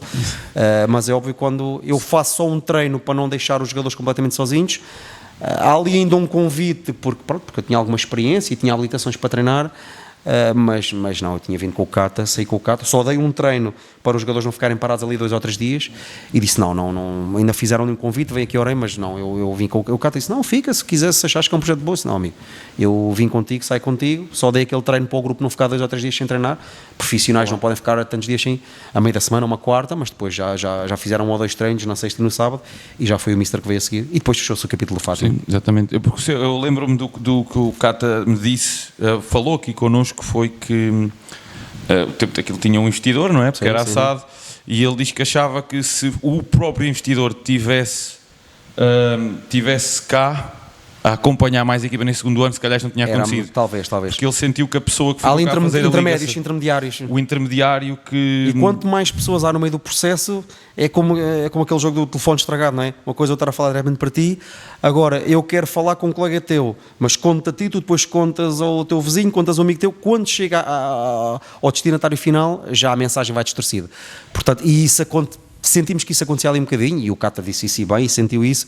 Se ele estivesse mais presente, mais perto, não se perdia aqui algumas informações, ou não eram distorcidas. Porque o Cata, e tu também, mas o Cata tem um gosto muito forte pelo Fátima. Sim, tem uma ligação. E senti que aquilo naquela altura para ele foi triste no facto de ele ver o que é que ia ser o futuro, de sentir o que é que seria o futuro do Fátima naquela fase. Agora podemos dar um saltinho aqui 3 anos no instante, 3 ou 4 anos no instante, porque estávamos a falar do Fátima Sade, não é? Portanto, era um investidor, tinha até o nome do investidor e tinha lá um logotipo. E pronto, isso na época a seguir foi muito triste para quem aqui do Conselho e da zona, ver as reportagens que saíram, os jogadores, aquelas reportagens, aquelas dificuldades em treinar, sem condições, depois não há jogadores, não há equipa, depois vem um treinador, penso que foi o Luís Lourenço, aquele jogador do Sporting, que vem tentar treinar, até iniciar ou lançar a sua carreira, depois não há jogadores, depois vão para Lisboa, depois, e eu lembro de uma reportagem, então 6 ou 7 jogadores num treino, 6 ou 7 jogadores, sim. e depois aquilo acabou tudo. Portanto, depois começou-se o processo, novamente com o Cata, falámos horas e horas a almoçar, a jantar em Orem, em reuniões, pronto, a falar de jogadores, do contexto distrital, porque depois começa, é o Fátima, e o se Cata, discutiva Fátima, já não sabe. E o Cata sobe, faz 2 épocas, se não me engano. A primeira não consegue por muito pouco, e penso que sobe na segunda. Sobe na segunda época, e depois vai para a Serra. Pronto, já lá vamos chegar a essa parte. Então e depois deste já lá chegamos. Aparece novamente aqui o projeto Serra. Eu queria muito voltar pelas amizades que lá deixei e pela forma como fui bem tratado. E tínhamos estado num contexto profissional, com o Cata, mas pronto, como o projeto na altura arrueu, não é? Eu ia falando com o Cata, as coisas iam acontecendo, houve colegas que até foram inclusive para a África, houve até propostas na altura, podia ter ido para a China 2 vezes, a China era muito longe, e já com os 3 garotos, sendo que 2 deles eram tão pequeninos, nunca quis ir para fora, ou para fora para tão longe, para a China fora de hipótese, houve uma hipótese para a Noruega, também acabei por decidir um pouco com a cabeça, um pouco com o coração, e então a Serra era aquele clube que estava aqui, pelas pessoas e pela proximidade estava aqui, e então quando me ligam... Pelo histórico, não é? Pelo histórico tu já tinhas criado com a Serra. E depois estava-me a gostar, e assim, e depois isto passaram, ou seja, 2 épocas quando eu inicio o projeto na Serra, ou reinicio, e depois estou em Orem 1 ano, estou 2 no Fátima, pelo menos 3, em que as equipas, do ponto de vista teórico e individual, vão sempre melhorando, vai havendo mais algum investimento, estamos a ver os grandes jogadores a voltar, jogadores que tinham saído, jogadores que tinham estado no Fátima, jogadores que tinham estado em Leiria, jogadores que tinham estado em Orem, sempre já na Donra de Santarém de Leiria, e voltam para a Serra cada vez melhor, e não conseguiam sair dali, não conseguiam subir. O avançado que tem estado no Orem estas 2 últimas épocas foi teu jogador o lá. Tico. O Tico, o Gameiro. O Gameiro foi teu jogador lá. Sim, já jogador. Sim, nessa época. Nestas 2 épocas... Só faz a primeira. Foi a tal do Covid, que foi uma época brilhante e com o Covid... Ou seja, e assim que ele me convidou... Pois aqui diz que só fizeste 5 jogos. Pois, não. Essa época fiquei no final da época, fiquei ali uns dias meio doente, do ponto de vista fiquei meio desorientado, porque o Covid, quem de nós é que tinha passado? Portanto, tinha havido a gripe espanhola e mais ninguém sabia o que é que era. Ok, na altura falou-se uma gripe A e gripe das aves, mas pronto, foi 1% ou 10% do que foi o Covid. O Covid teve ali um grande impacto em todas as áreas da sociedade. E assim que veio o convite... Acho que na sociedade moderna acabou por ser, se calhar, dos eventos mais marcantes. As guerras, o Covid... A seguir, se calhar, às segundas guerras, às grandes guerras, o Covid acabou por ser de um evento que a tivesse afetado a nível mundial, acho que o Covid, sim, com a dimensão que teve. Com a dimensão que teve. E quando me convidam, penso que aí, ou seja, nós tínhamos saído do Fátima, tínhamos saído do Fátima ali, penso que em fevereiro, se não me falha a memória, e passado poucos dias, poucas semanas, houve ali eles acabaram por não conseguir subir, aquilo não estava a correr tão bem quanto isso, tinha uma excelente equipa, mas as coisas os resultados não conseguiram subir, que era o grande objetivo, até porque lá descer da segunda não dava mais e tinha uma grande equipa. Mas o diretor deixou que o campeonato terminasse e abordou-me para depois, se caso eu aceitasse, para prepararmos bem as coisas. E eu disse logo quase que sim, porque realmente acho que era uma coisa que tinha muitas pernas para andar. Fazemos um plantel, primeiro jogo ganhamos 11-0 e nesse ano nós perdemos 2 jogos. Com uma equipa que, com todo o respeito, e é uma expressão, acabou por ser a minha besta negra nesse ano, e 2 anos depois temos um jogo histórico que era o Bombarral. Bombarral é sempre uma deslocação muito complicada. E depois vamos chegar ao mítico jogo do 5-4, que nós podemos confirmar a subida para o Campeonato Nacional em casa, e perdemos 5-4 em casa. 5-4. Temos que ganhar 1-0 a Pombal na última jornada. Mas pronto, isso se calhar, se tivermos mais uns minutinhos... Não, temos. Estamos aí na cronologia. Tá bom. Estamos aí na cronologia certa, não é? Dentro do que é os timings aqui do coisa. Estamos aí na cronologia. E depois ainda tinhas a situação do Sporting, que saltámos porque foi muito no início da carreira. Mas essa parte vamos lá. Então, aqui temos 3 épocas de Serra. Tu disseste que eram 2, lá está, porque esta terceira foi dizimada pelo Covid. Em que sobes segunda para a primeira. E da primeira para o Nacional. E logo no mesmo ano, no ano seguinte... Portanto, que é para se perceber a dimensão das coisas. Olha, lembras-te quando tu falaste nos objetivos do clube e que às vezes os meus estão escondidos? É assim, para trás nunca pode ser inferior ao clube, porque tu não podes estar ou seja, tens um objetivo alinhado com o clube e o teu não pode ser inferior em que tu... O clube não pode estar com o objetivo, por exemplo, de subir e tu no teu pensares, não, se a gente ficar nos 3 primeiros... Ou estamos iguais, ou estamos absolutamente alinhados, ou tu podes ter um bocadinho mais discretamente um alinhado. Claro. E então isso na Serra, obviamente que eles estavam doidos para subir, eu também, mas eu não queria subir só uma. Só que o diretor não sabia disso. Só eu que sabia. Ou seja, eu queria subir, era 2 seguidos. Mas e como é que é feito a abordagem, a gente diz ao mercado, né? A planeamento, né? de jogadores e tudo mais? A base foi toda mais ou menos a mesma? Ou adicionaste poucas pedras? Eles tinham uma equipa, eu costumo dizer isto quando falamos entre amigos, ou quando estamos ao leme de uma equipa, a liderar uma equipa, em termos de direção e acima de tudo para os jogadores. Ou seja, o grupo da cabine, do balneário, jogadores e equipa técnica, nós, quando estamos numa parte, no meio ou no final da época, nós quando estamos a falar um pouquinho do futuro, a projetar o futuro, nós dizemos assim, meus amigos, olha, nós temos estes objetivos, até às vezes para motivar, quando tu estás naquele jogo decisivo, cada época tem uma história. E às vezes, cada época tem várias histórias dentro da mesma época. Mostrem-me no 00, nas redes sociais, nos livros, na história, qual foi a equipa, desde o campeonato distrital até um campeonato profissional, de Liga dos Campeões, de Barcelona, de Real Madrid, diz-me uma equipa que tenhas mantido todos os jogadores, os mesmos jogadores de equipa técnica. Pensa numa equipa técnica e num clube que se manteve parecido e diz-nos, Cajó, mantiveram-se os mesmos 24 jogadores, não entrou um e não saiu um. Consegues pensar alguma? Porto, Benfica, Sporting, Real Madrid, Barcelona, Milão, mantendo os 20. Tudo igual. É impossível, não é? É impossível. 100%.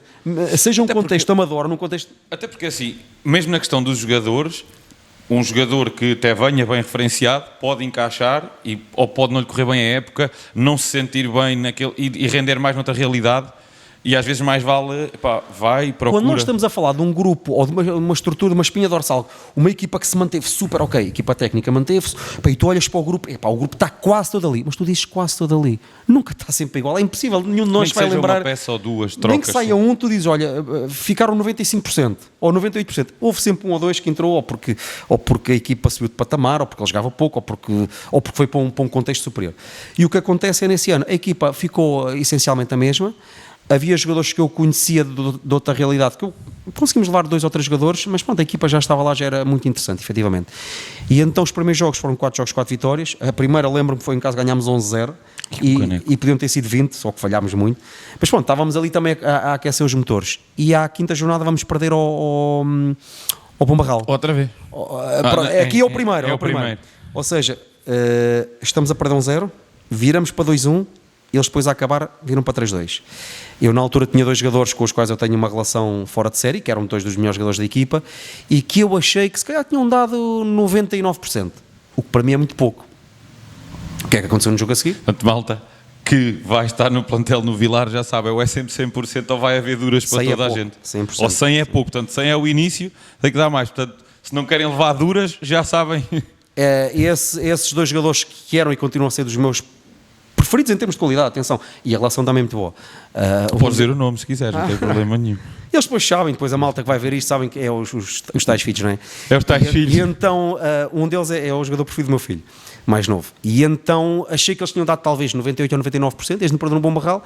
O que aconteceu no jogo a seguir? Tiveram que encostar e estar num sofá semelhante, até depois dispararem para um nível que eles já nunca davam 100% nos treinos. Era 100% ou 110%. Pronto. E aí ganhámos uma equipa, ou seja, ganhámos os jogos todos desde o dia, aquilo foi no início de novembro, acho que é no dia 2 de novembro, ou no dia de aniversário do meu filho, 3 de novembro. É ali no início de novembro, ganhámos os jogos todos, andávamos primeiro, segundo, e chega-se a março. Já tínhamos feito o calendário na altura com os nazarenos, a disputar ali com os nazarenos, o Bom Barral um bocadinho mais para trás, nós os nazarenos, havia ali outra equipa. Os nazarenos também estava na segunda? Na segunda, sim, a disputar. E nós já tínhamos feito os jogos todos difíceis, empatámos Nazaré, ganhámos os outros, e nós estamos ali em primeiro, e na primeira ou no segundo fim de semana de março, voltamos a perder em casa 5 ou 6 meses depois, com quem?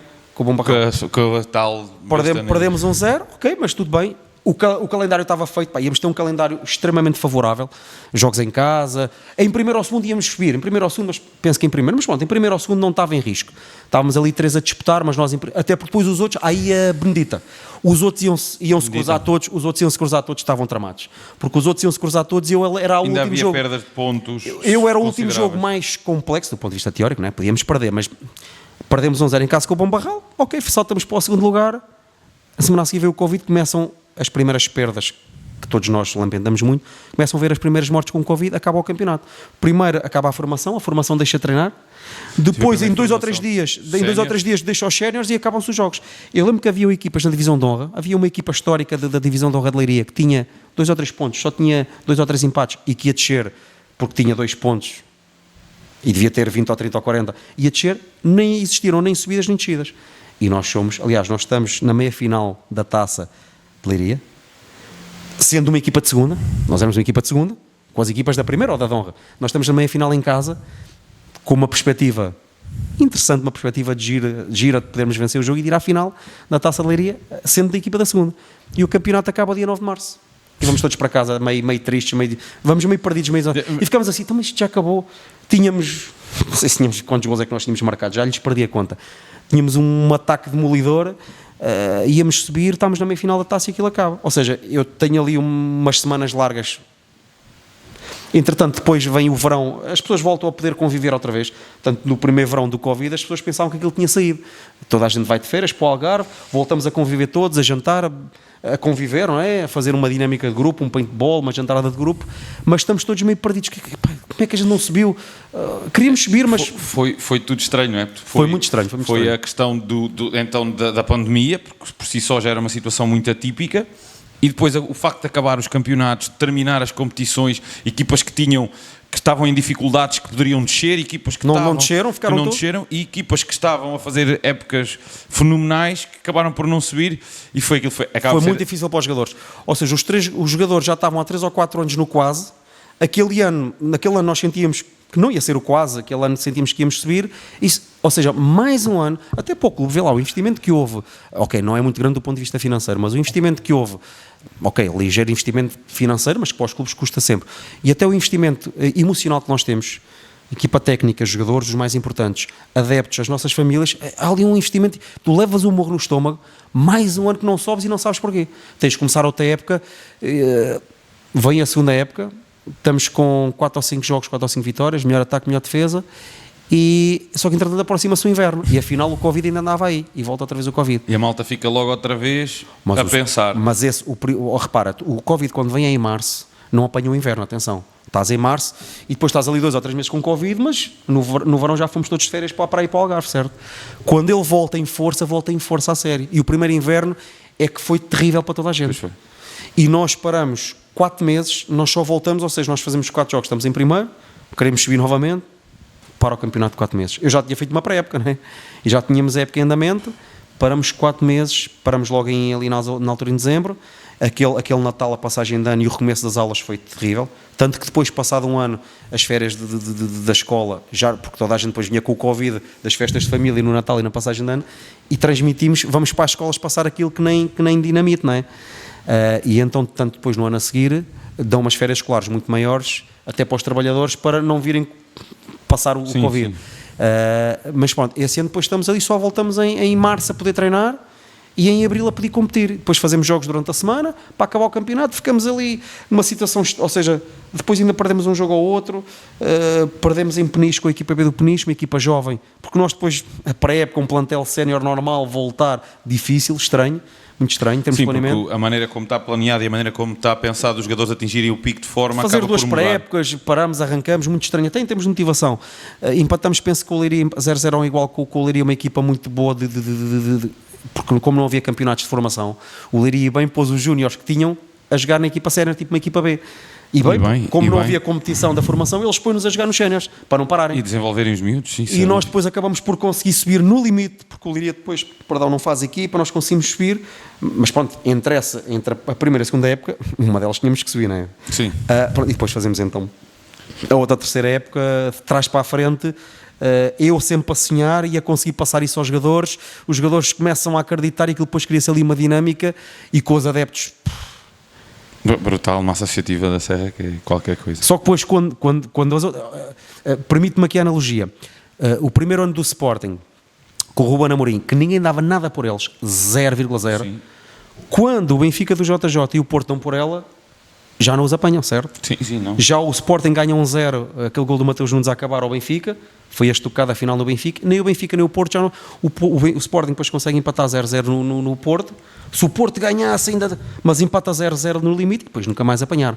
Quando as outras equipas dão por nós, nem sendo a Serra, já não estavam à espera. Quem é que é a equipa que acaba sobe de subir num ano e obviamente que a meio do campeonato há ali um jogo ou outro difícil, há um jogo extremamente difícil que eu sei que os jogadores questionaram a equipa técnica, com todo o respeito, não questionaram à nossa frente, mas eu já soube que eles próprios, ou entre amigos, ou com os adeptos, ou com a direção, questionaram se nós seríamos capazes, e se a equipa técnica seria capaz de manter aquela dinâmica de vitórias.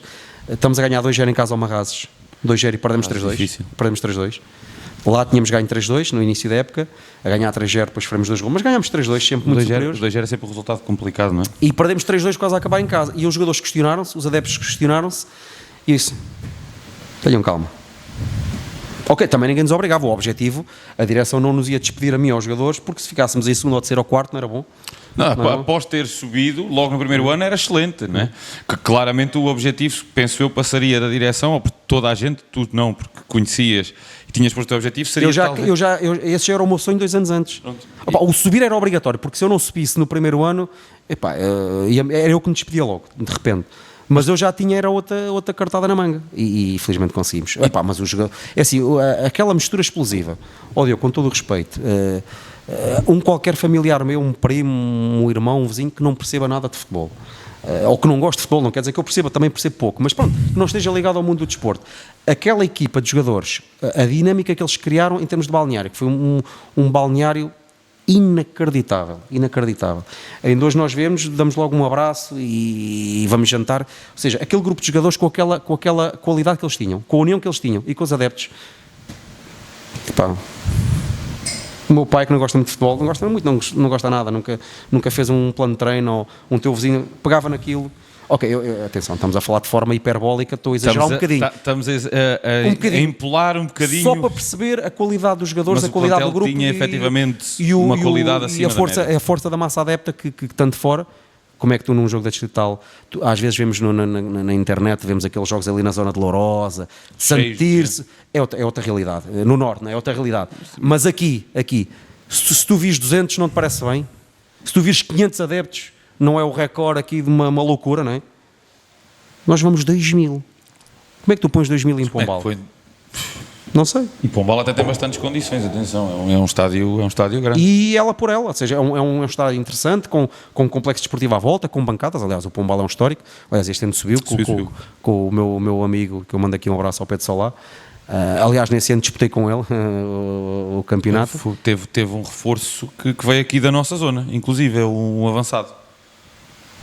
E pronto, e foi essa a história de, diria que não de amor à primeira vista, foi amor à primeira vista, portanto não nasci serrano, mas agora sou sócio, adepto sócio, adepto e... Tenho lá as fichas para formalizar, não serão pela cota mensal ou anual, para mim e para os meus 2 filhos, para nós sermos sócios de União da Sé.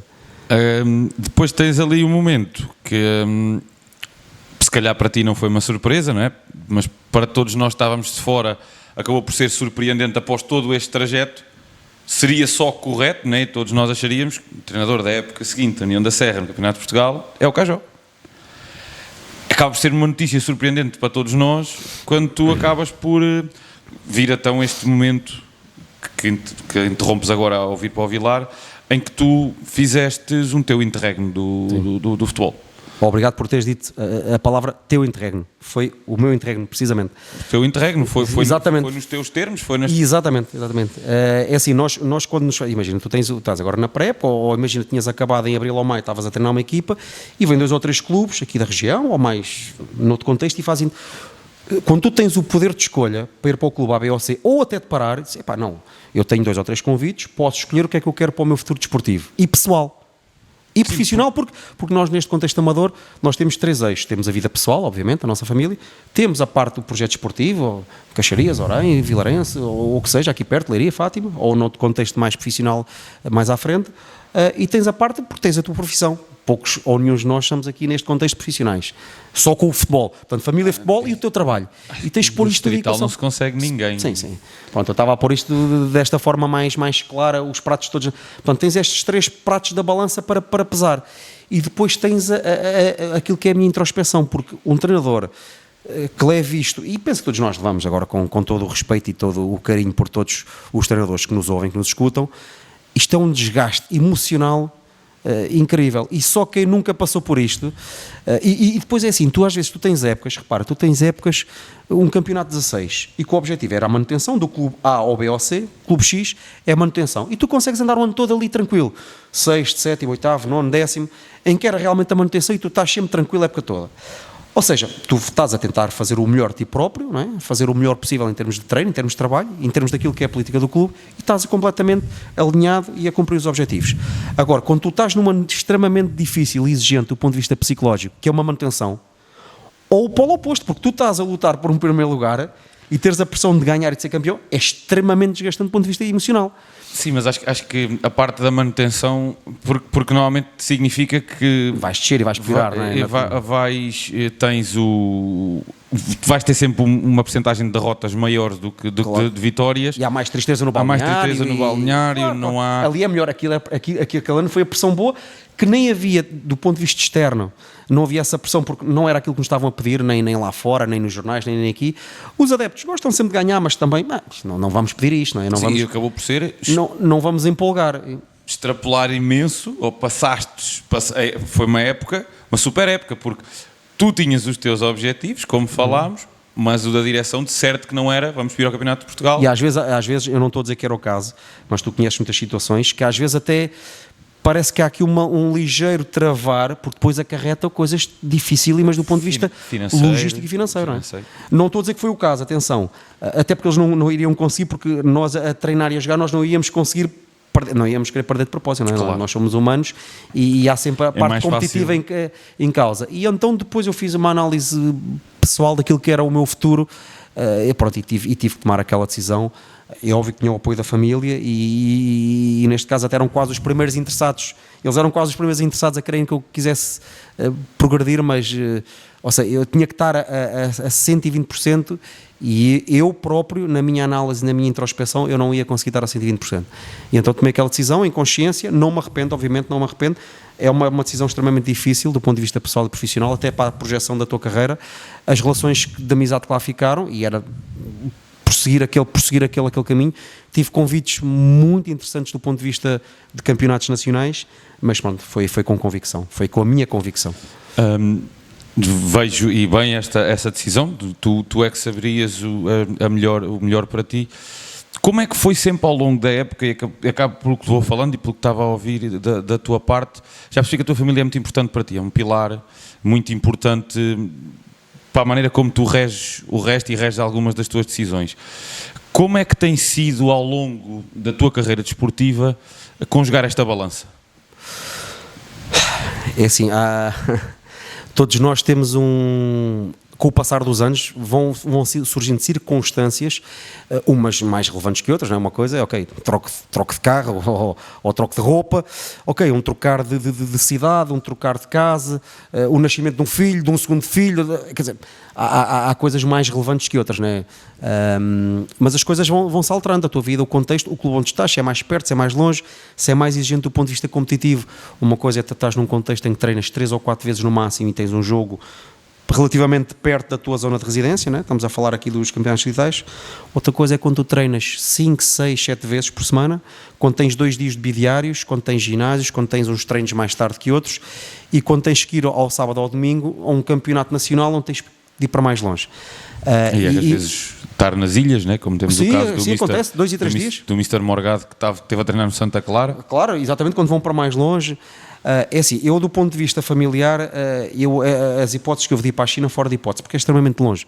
Assim, treinar em Espanha, ok, tu semanalmente ou de 15 em 15 dias, ou vais lá tu ou vai à família, a tua família, a tua esposa, os filhos, os pais, os amigos. Agora, para a China estava fora de hipótese, sei que há colegas que o fizeram e respeito e entendo. Eu não, até porque a própria cultura cria o campeonato, cria um futebol europeu, não é? Que traga outras exigências. E outra visibilidade e outra exigência. Exatamente.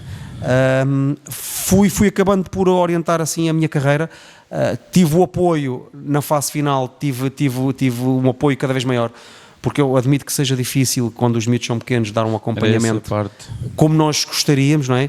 Bem basta a nossa ausência em termos práticos e físicos em casa, não podemos dar o nosso contributo na educação e no acompanhamento diário dos nossos filhos. Eu a vantagem que tive em Fátima era o único semi-profissional, porque eram todos profissionais, todos.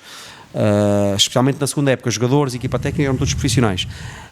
Eu tinha as minhas condições, mas consegui continuar e conciliar com a Escola Profissional de Orém e vinha, do ponto de vista, acabar por vir dormir todos os dias, ir e vir a casa, não é? Porque eu estava em Fátima e trabalhava e vivia em Orém, e almoçar e jantar. Mas às vezes, acho que, e eu falo, né, que todos nós tentamos arranjar esse balanço, esse meio termo, que é às vezes o tempo de qualidade que conseguimos passar com a nossa família versus o tempo que temos que dedicar ao futebol. Sim, isso é um facto, mas é assim, a minha família foi constituída absolutamente à volta e com esta premissa. Aliás, a minha esposa conhece-me no sentido de, ok, eu era professor de Educação Física na escola, né? Mas há vários professores de Educação Física, não é? Podem ser treinadores de outras modalidades ou podem só ser professores e não estarem ligados a uma modalidade coletiva ou individual. E eu, em Orém, já era mais conhecido como treinador do que até propriamente como professor. Sim, e aqueles anos iniciais até começam a correr bem e pronto, portanto, eu era treinador de futebol, ponto. Saía quando as circunstâncias o exigissem, ou quando eu quisesse, ou quando fosse assim aconselhável do ponto de vista familiar, mas não podia ser ninguém exterior a obrigar nesse sentido. Okay. Portanto, esta paragem sou eu que a quero fazer e não sou pressionado ou obrigado por nada nem ninguém nesse sentido. Pronto, depois os garotos, os meus 2 filhos mais novos, portanto, são 3 rapazotes lá em casa, mas um já era grandito, os outros 2 é que nascem tão perto um do outro, pronto, são pequeninos e era difícil acompanhar.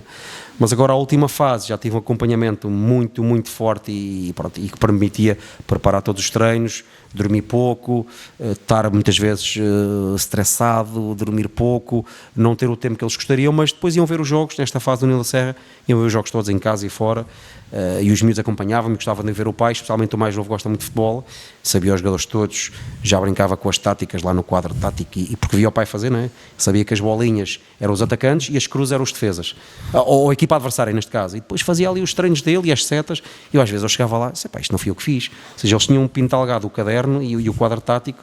O quadro tático pode-se apagar, às vezes os cadernos não davam.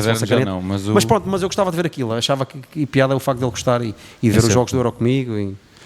É sempre bom. Falando aqui, né, ainda agora falaste da questão de seres conhecido logo em Orém, se calhar mais pelo treinador do que como o professor de Educação Física. Como é que, porque tu começas a treinar muito novo, foi uma parte que ainda não se focou. Como é que surge este bichinho pelo treino? Porque tu próprio ainda há bocado disseste, não é? Com 24 anos és treinador da equipa sénior de Orém. Portanto, mais se calhar de 50% da equipa, ou 60%, eram todos mais velhos que tu. Sim, sem dúvida. Portanto, para chegares aos 24 anos a uma equipa sénior significa que já muito novo começaste a treinar escalões de formação.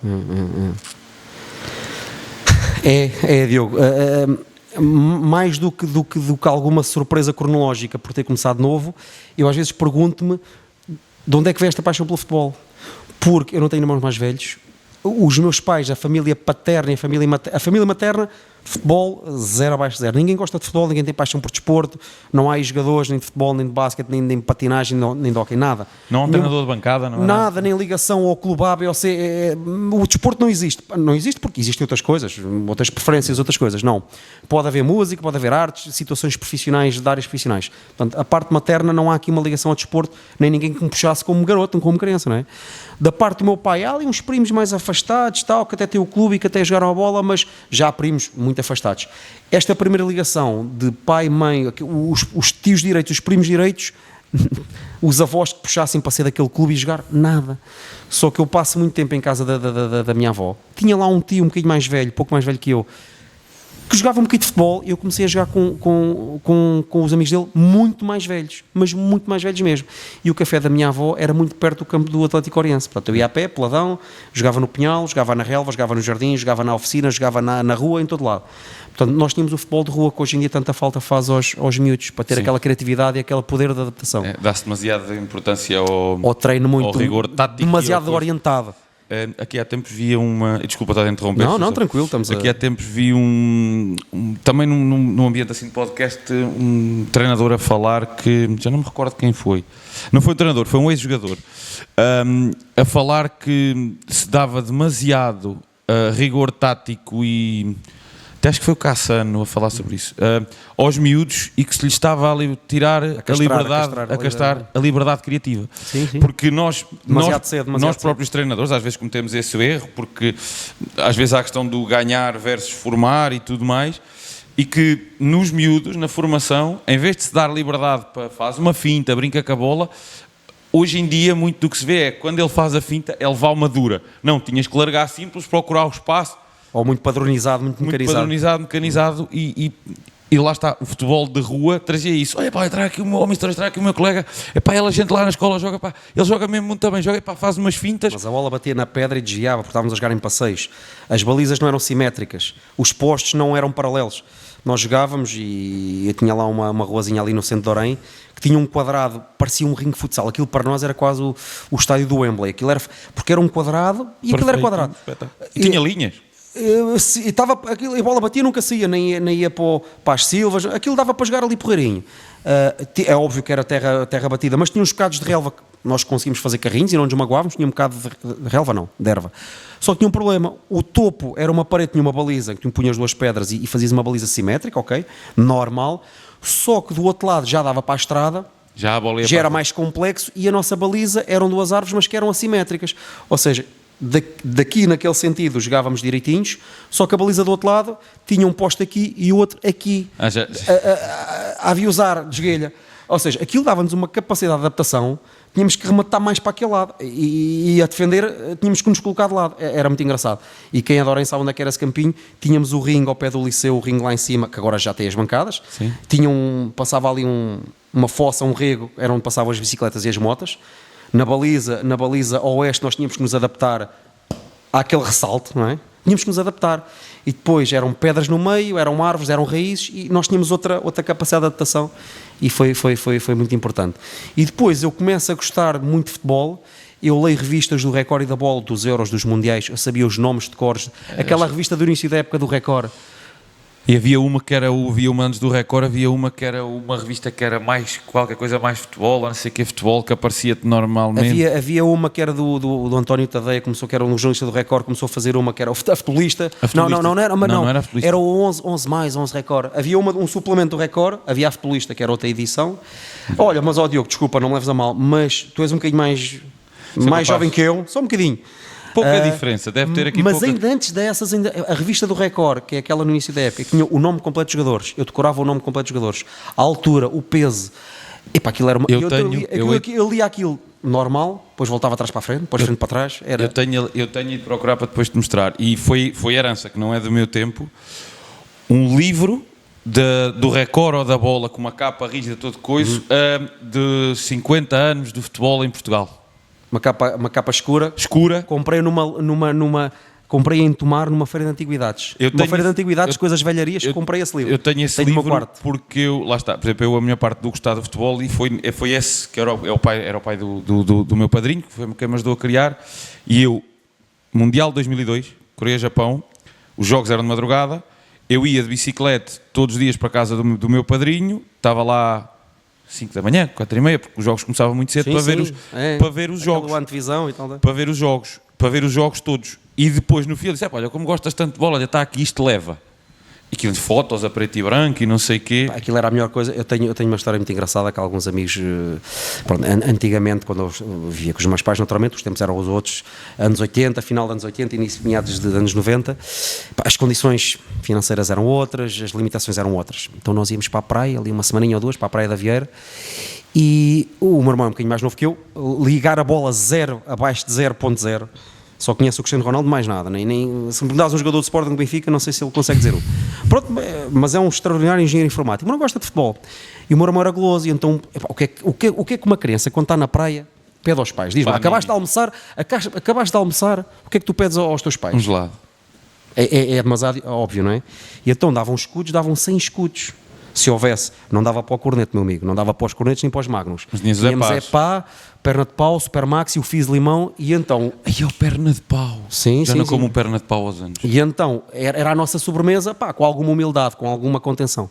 Dava os 100 escudos, disse, então, mas dá-me os 100 escudos do gelado, pá, gaita, dá-me isso. Dava ao meu irmão ia descascar um gelado, e eu pegava e ia comprar o recorde à bola.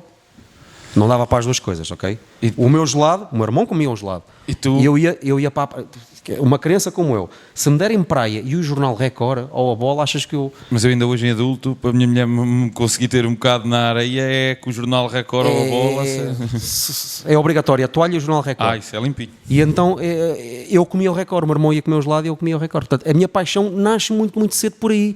E depois esse meu tio que eu dizia que eu fui muito criado em casa da minha avó, realmente não gostava assim tanto de futebol, deixou de jogar, eu passava a jogar sozinho contra o muro, passo, recepção, pé direito, pé esquerdo, perto do campo do Atlético Oriense, e eu penso, acho eu, que esta, sei lá, o facto de ter começado tão novo, alguma capacidade, sei lá, de liderança ou de gestão de pessoas como professor e como treinador, começou por aí porque eu começo a jogar sempre com pessoas muito mais velhas que eu, sempre.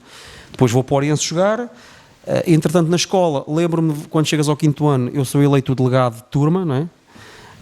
No pavilhão de Educação Física tinha que haver um delegado desportivo para ter o saco dos valores, não é? Quando ia para o casino, ou seja, eu era delegado de turma e delegado desportivo de Educação Física, podia ser eu e tu, ou eu e uma menina, mas não, eu era os dois, e pá, e depois começo a ser capitão de equipa ao 2º ano de infantil, 2º ano de iniciado sou capitão dos iniciados, 1º ano de juvenis já sou capitão dos juvenis. Era um jogador mediano, absolutamente mediano, médio defensivo, central. Eu percebi que como jogador nunca ia passar aqui de uma situação distrital. E quando tu chegas aos 20 anos e vês que vais jogar sempre por aqui, mas como treinador podes ir até aos 60, aos 70, não é? Ou seja, tens muito mais anos para... A longevidade é maior. A longevidade, construís a tua carreira, partir a tua pedra, fazes o teu percurso e pronto, foi por aí que eu, pá, nos séniores, no nível distrital, era sempre capitão, subcapitão, um jogador, ok, muito empenhado, muito esforçado, médio defensivo, a trabalhar muito para a equipa, só que os meus colegas, os meus treinadores achavam que eu já tinha uma percepção do jogo. Tecnicamente, não era o primeiro, nem o segundo, nem o terceiro, longe disso, tenho essa noção, mas taticamente eles sabiam que eu via o jogo um bocadinho mais à frente, para liderar os meus colegas, marcações, coberturas, onde é que está o espaço, e depois obrigam-me a ser treinador de futebol sénior. Ou seja, eu começo a treinar o primeiro ano da faculdade, com 18 anos começo a treinar miudinhos, sub-6, sub-7, sub-8, o mais pequenino possível. No final da faculdade, um ano de estágio como professor estagiário e como treinador estagiário, porque eu tinha o curso de professor de Educação Física e treinador no Sporting, é óbvio que isso marca muito. A experiência que falamos. E treinar campeões europeus de 2016, não é? Quando treinas um campeão europeu e jogadores que fizeram Cédric, carreira. Não é? Cédric, por exemplo, um deles, logo à cabeça. Depois venho para em treinar os juvenis e há ali uma altura que a equipa sénior está para terminar. Fazemos uma comissão de 5 jogadores da casa, mal tinha com 23, 24, 25. Portanto, eu tinha 24 anos e depois faço 25 em maio. Isso que eu estava a dizer, comecei com 24 anos em 2008. Eu tenho 24 anos e vou fazer 25 em maio. E no ano a seguir, em 2009, entras ou logo em 2008 já estavas na Apple? Já não me lembro. Foi em 2009. 2009, no ano somos campeões distritais. Exatamente. E então fazemos uma comissão de 5 jogadores da casa para tentar criar uma equipa de sénior, porque a equipa ia acabar, porque não havia jogadores e direção, ou um dinheirito ou outro. Fazemos 5 jogadores absolutamente da casa, a malta de Orem está aqui há muitos anos, para fazer uma equipa. E então, ok, vamos conseguir juntar este, aquilo. Entretanto já tínhamos ali 20 jogadores aqui da zona. Tu e treinador? Era preciso um treinador para aquela rapaziada. Tens que ser tu. Os outros 4, se calhar olharam para mim e disseram, este gajo é o mais nabo como jogador, é o mais fraquinho. É melhor ele ir para treinador. Vamos empurrá-lo para treinador. E, eu gostava muito de treinar, gostava mesmo muito de treinar. E então se calhar ali dá-se um clique, bem, eu como jogador vou fazer aquilo mais 10 anos no mesmo clube, ou ando aqui nos clubes perto e tal, o Vilaranjo já me tinha ligado há uns anos, ou ia parar aqui perto, não é? Como estás a ver aquelas equipas todas do Conselho, já não ia muito longe. O máximo que tive foi ali nos juvenis, uma hipótese de ir para a União de Leiria como juvenil no Campeonato Nacional. Mas o que é que aconteceu? Não fui, uma questão de valores e às vezes uma questão de gratidão e pensar um bocadinho com o coração, nunca deixei nenhum clube a meio da época. Todos os convites que eu tive a meio da época disse sempre que não. Okay. Felizmente nunca fui despedido, graças a Deus, e nunca aceitei ir para um patamar acima, estar na Dom Risco para a terceira nacional ou para o CPP a meio da época. Nunca deixei um clube a meio, porque também nenhum clube nunca me deixou a mim, nunca me despediu. E então já tinha iniciado como juvenis uma equipazinha distrital do Oriense, e os colegas, há alguns nos anos 90, disseram, não, aqui o treinador teve a presença de espírito de dizer, ok, vamos fazer aqui uma coisa, na altura estava na moda de serem os jogadores a escolher o capitão, os coleguinhas, e então fez-se uma votação, e os meus colegas naturalmente escolheram a mim como capitão.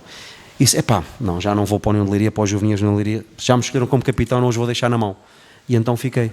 E pronto, e depois então, como estou no Oriense, ali como treinador dos juvenis e tal, eles achavam que eu estava preparado e olha, tirei-me em 2008 para treinar o futebol sénior. E o resto foi história, não é? Que foi o que falámos até agora. Olha, é o quê? É o caminho, o caminho que tens, o teu trajeto tens feito. Vamos aqui a umas perguntas agora assim um bocadinho diferente. Cadeira de sonho. É assim, Bem, eu podia fugir para o estrangeiro para não me expor tanto, não, mas cadeira de sonho, Liverpool. Sou um ferrenho fanático, tenho camisolas, tenho cascóis, tenho canecas. Há muitos anos. Há mais de 20 anos. Há mais de 30. Toda aquela envolvência da massa associativa. Porque me deram, havia os VHS e uma vez arranjei um VHS que era o 11 ideal do Liverpool, desde os anos 20, anos 30, e então fiquei do Liverpool. Tal como arranjaram uma vez um VHS do Mundial do México 86, eu sou doido, sei os resultados todos, os grupos, os jogadores. Do Mundial de 86. Eu só tinha 3 anos, não vi. Eu tenho, lá está. Mas é o melhor Mundial com o Maradona no México. Tenho, e esse sei que está ali. Em VHS? Não, tenho a coleção que o Record lançou há uns anos. Dos Europeus e dos Mundiais. Dos Europeus e dos Mundiais em DVD. Capa preta, fininha, não é? Sim. Tenho ali tudo guardadinho. Mas os VHS têm uma magia, portanto. Sim, mas eu VHS trabalhei pouco. Ainda trabalhei, mas trabalhei pouco, né? Cadeira de sonho, o Liverpool, Barcelona, clubes que eu gosto muito. E daqui a muitos anos, se o Ruben Amorim continuar muitos anos no Sporting, podia ser essa. Podia ser essa. Pronto, se tivesses que... Esta também costumo ser aqui uma pergunta assim da praxe. Se tivesses que fazer a tua apresentação, portanto, estás na entrevista no Liverpool e um dos acionistas do Liverpool pergunta-te qual é que é a tua maior característica como treinador, o que é que te define, o que é que te ia fazer a diferença entre ti e os outros candidatos para aquele lugar? Bem, boa pergunta. E eu acho que, sinceramente, até se calhar é mais correta a serem as outras pessoas, quem me conhece bem, seja família, amigos ou jogadores. Eu tenho jogadores que já tiveram, eu tenho vários jogadores, tenho muitos jogadores que já tiveram comigo, por exemplo, 4, 5 anos para a frente. Vários, não é 5 ou 10, tenho muitos. Se calhar eles é que podiam definir, mas pronto, eu estou aqui a fazer esta entrevista tão interessante contigo, pronto, estás-me a fazer pergunta a mim. Sou muito exigente. E antes de pôr exigência nos outros, de tirar a exigência para os outros, sou muito exigente comigo próprio. Sou muito exigente com os meus filhos. Sou muito exigente com quem está à minha volta. E para o bom e muitas vezes para o mau, quem está à minha volta mais perto é que sofre, porque eu sou extremamente exigente comigo próprio. Tenho uma infância em que eu tive que crescer muito depressa, então eu sou muito exigente comigo próprio, com quem está à minha volta, e em termos desportivos, depois com os meus jogadores.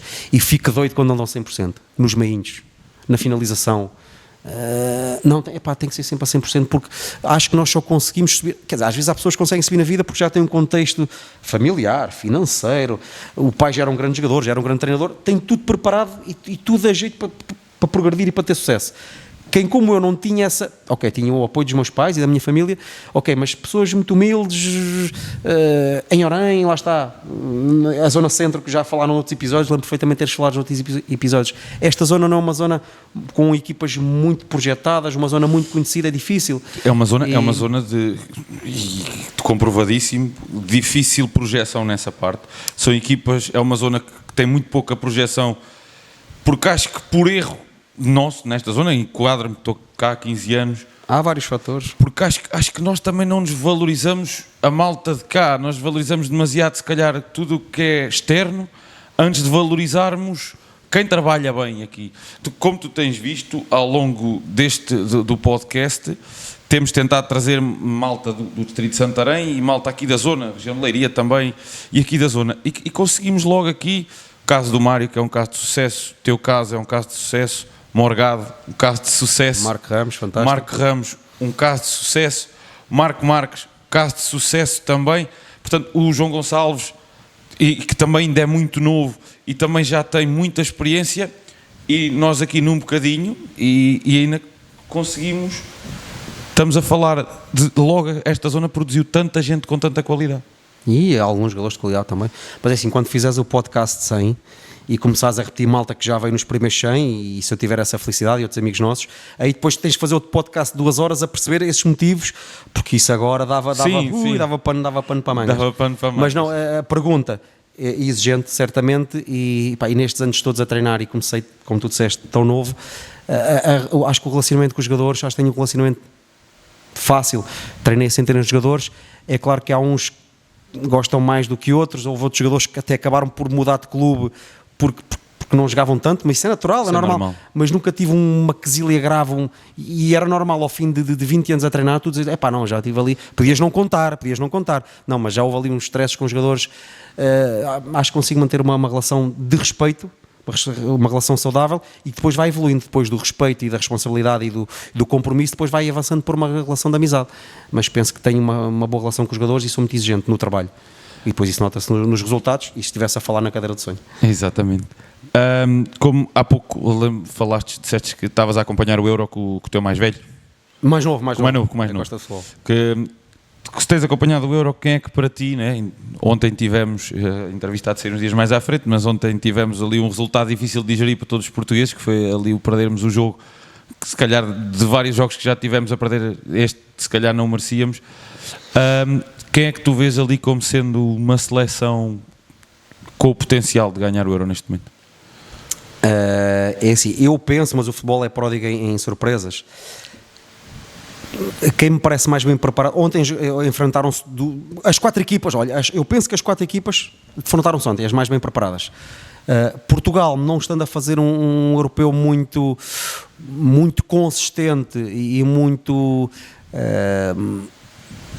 consistente com as suas próprias ideias e muito coerente, muito difusivo, mas pronto, podia ser um quarto candidato entre aspas, mas entre França, Espanha e Alemanha, que se enfrentaram ontem, e que agora só passou quem? Passou França e passou Espanha.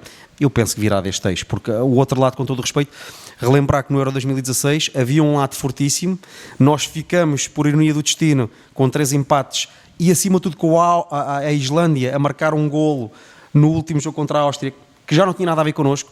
A Islândia passa surpreendentemente, e é a Islândia que nos atira para o lado claramente mais fraco. Nós jogámos com Croácia, Polónia e País de Gales. E do outro lado estavam os tubarões todos. Como está deste lado agora os tubarões todos. Portanto, estes 4, nós acabámos por ser eliminados ontem. Portanto, entre França e este eixo que vinha de Espanha e Alemanha, pareciam as 2 equipas mais fortes. Agora sim, a França a jogar desta forma é muito difícil. Parece que não aceleram, parece que não criam muitas situações de perigo, parece que vão sofrer gol, não sofrem, parece que vão perder, não perdem.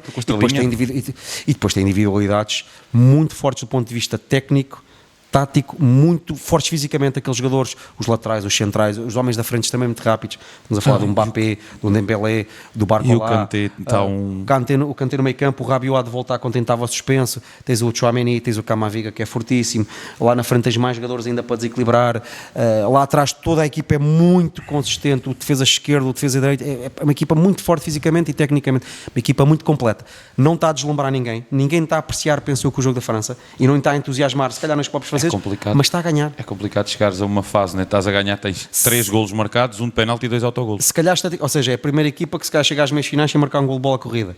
E tem mais jogos do que golos, não é? Porque empatou 0-0, vai às penaltis. É o que eu estava a dizer, dos 3 golos que fizeram... Empatou com a Holanda 0-0, ontem empatou 0-0 connosco. Tem sido... Eu gosto muito da Espanha, acho... Em termos de exuberância, do ponto de vista estético, talvez a Espanha seja aquela que está a jogar um pouquinho mais... Sim, porque também tem aquela parte mais vistosa, que é aquela pressão alta e a reação fortíssima à perda que eles têm, que enche mais o olho, né? Eles não se reduzem a defender no seu meio campo, e para quem está a ver... Agora, para quem está a treinar, se calhar é... Mas, Diogo, agora indo um bocadinho até fora da esfera e da órbita desta entrevista, mas deixando aqui em 20 segundos aqui só um raciocínio. Aqui já estou a apelar futebol, política, Estado, Sim. 20 anos para trás e 20 anos para a frente. A Espanha tem uma política desportiva. Por exemplo, qual é, assim, de repente, qual é o desporto que tu agora sentes que é um desporto relativamente novo e que está um bocadinho na moda? O futebol é um clássico, mas há aqui um desporto que agora está muito o pádel. A Espanha, em termos de pádel, está tantos anos à nossa frente, em termos de, ou seja, descobriu primeiro ou começou a implantar primeiro. Os melhores jogadores do mundo de pádel são espanhóis, não é? O que é que acontece? Eles têm uma política desportiva. A política desportiva nos Estados Unidos, quando tu pensas na NBA, no beisebol, no futebol americano, é à volta da escola, da universidade. Não é? O basquetebol NBA vem da universidade. O beisebol e o futebol americano, que eu conheço muito menos, conheço mais a NBA, mas vem da universidade, a base da escola. E a política desportiva de Espanha, agora pensa, futebol, estás a ver a Espanha, os mundiais e os euros que ganham nos últimos anos e como é que está este euro? A política desportiva de toda a base do futebol espanhol. E agora pensa, tenistas espanhóis, queres que eu te fale do Nadal ou no Alcaraz? E sim. Fórmula 1 e Rally. Sim, tens equipa de basquetebol espanhola. Real equipa Madrid, de handball espanhola. Já viste quantas atletismo a crescer muito. Ou seja, isto é uma política desportiva. E viste quantas modalidades é que eu falei? Mas a questão do atletismo handball, acaba por ser como basquete, futebol, pádel, ténis, até Fórmula 1 e o Rally. Já viste? Sim, eles, efetivamente, a questão do atletismo, eu sou um cético, porque é como Portugal, isto não é nenhuma crítica e não interpretem mal o que eu vou dizer. Nós também ganhamos aqui alguns coisas de triplo salto. Agora, o Pichard pode ser uma coisa mais isolada. E o facto da proveniência. A questão é, o processo de legalização é rapidíssimo. Ok, ganhamos títulos, nada contra. Isso é um termo mais polémico. Ainda é um termo mais polémico. É melhor fugirmos. Mas já viste a pirâmide do desporto espanhol? Era o futebol então vem com uma base tão trabalhada. Foram campeões da Europa em 2008, campeões do mundo em 2010, campeões da Europa novamente em 2012. E agora estão outra vez lançados. Isto porque falaste nas equipas que eu achava que estavam mais próximas. Muito me admirava que viesse do outro lado do quadro. Mas eu acho que a Inglaterra do outro lado ainda pode fazer uma gracinha. Alguém que venha do outro lado, tal como Portugal, que era o underdog, entre aspas, do outro, alguém que venha do outro lado vai chegar à final. Nós, se calhar a maioria de nós, ou eu acho particularmente, que as 4 equipas mais fortes vinham deste lado, como falamos ainda agora. Mas alguém virá do outro lado à final.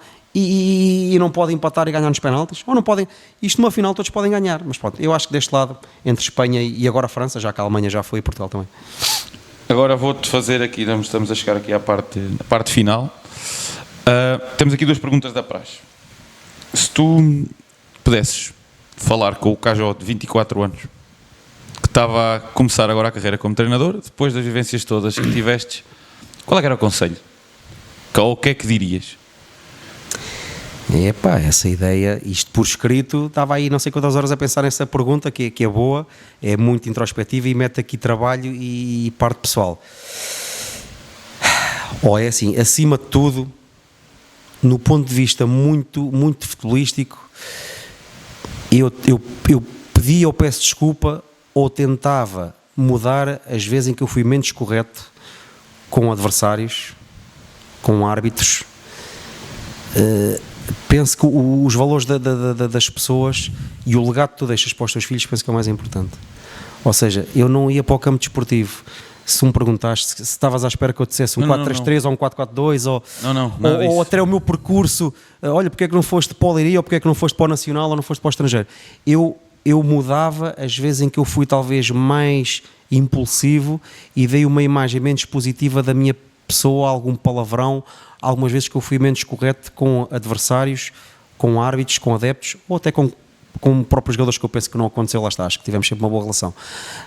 Às vezes no calor do jogo fazemos coisas, mas todo o meu trajeto enquanto treinador com o apoio dos meus pais e agora da minha família, com a minha esposa, os meus filhos, mas eles não gostam de futebol e não percebem muito de futebol. Ou seja, eu não tive uma retaguarda de um primo, de um irmão mais velho. Faça aqui o comando. Continua. Não é esse, é o outro. Que ligasse muito a futebol. Portanto, foi muito construído à pulse. Portanto, eu continuava com os meus sonhos e continuava o trajeto. Se calhar não mudava muita coisa. Não quer dizer que foi, atenção, não estou a dizer que foi fantástica, perfeita e que sou maior ou que sou menor. Não. Em cada momento tive de tomar decisões, muitas vezes são decisões difíceis, muitas vezes são decisões solitárias de um treinador, e eu comecei tão novo, tenho que assumir as minhas escolhas, tenho que assumir os meus erros e assumo-os, as coisas que foram mais ou menos bem feititas. Ok, ainda bem que foram algumas, as que foram menos bem feitas, é pedir desculpa e seguir em frente e continuar com os meus sonhos a ver futebol, a estudar futebol e a continuar a sonhar. Espetáculo, estás a ver essa resposta, mas se fosse escrito ainda dava... Ui, não me ponho a escrever. Agora vamos aqui numa para depois levarmos isto para agora na parte já mais cómica. Qual é que é a história que tu tens depois destes anos todos de futebol? De certeza que tens uma ou duas, alguma que possas contar, atenção... Com as bolinhas vermelhas. Que é para não me cancelarem isto no YouTube já tão cedo. Que tu vais às vezes no carro, lembras-te e riste sozinho e pensas, eu tenho aqui 3 ou 4, eu vou contar 2, uma mais curtinha, que envolve aqui um colega nosso, que falámos ainda há pouco, e outra um bocadinho mais longa, mas ainda mais inacreditável. As pessoas não vão acreditar, mas também não me interessa. Só quem lá estava e quem viu, porque é verdade. Mas vou deixar essa para o fim, como a cereja no topo do bolo. Mas é assim, quem anda no futebol tem dezenas, se nós fôssemos jantar, nós estávamos até às 3 ou 4 da manhã a beber um bom copo de vinho tinto, um não, se calhar alguns, e tínhamos dezenas, centenas de histórias, mas eu vou dizer 2 e vou dizer uma mais curtinha. Uma foi há relativamente pouco tempo, e foi com o Cata, e nós vamos falámos disso há pouco tempo, e eu acho que ele pensava que era nos Açores, mas eu penso que esta foi na zona da Serra da Estrela. Fomos jogar ali para uma equipa, mas também não é relevante, estávamos no estágio, no hotel, ou nos Açores, ou numa equipa ali perto da Serra da Estrela, e estávamos em estágio, tivemos uma reunião com os jogadores, jantámos, naturalmente, depois vamos para o quarto. Aqui os jogadores eram aos pares, naturalmente, e eu na altura, ou seja, fazia sentido que fosse, neste caso, o treinador o Cata comigo, e acho que na altura era o treinador do guarda-redes com o colega, com o Bruno e com o preparador físico, então estávamos a conversar, deitamos ali, tranquilos, lavámos os dentes, amanhã temos que acordar cedo, falámos ali um bocadinho do jogo, e depois a televisão estava ali um bocadinho ligada para ver o que é que estava a dar, e nós passámos pelo Hollywood, e estavam a dar aqueles filmes clássicos. Bem, os meus amigos que me conhecem sabem que eu pode dar o maior êxito do cinema do último ano dos Oscars. Eu se apanhar um filme clássico de Hollywood, quanto mais antigo melhor, estou sempre a ver os mesmos, sempre as mesmas sagas, as mesmas trilogias, são mesmo um clássico do cinema.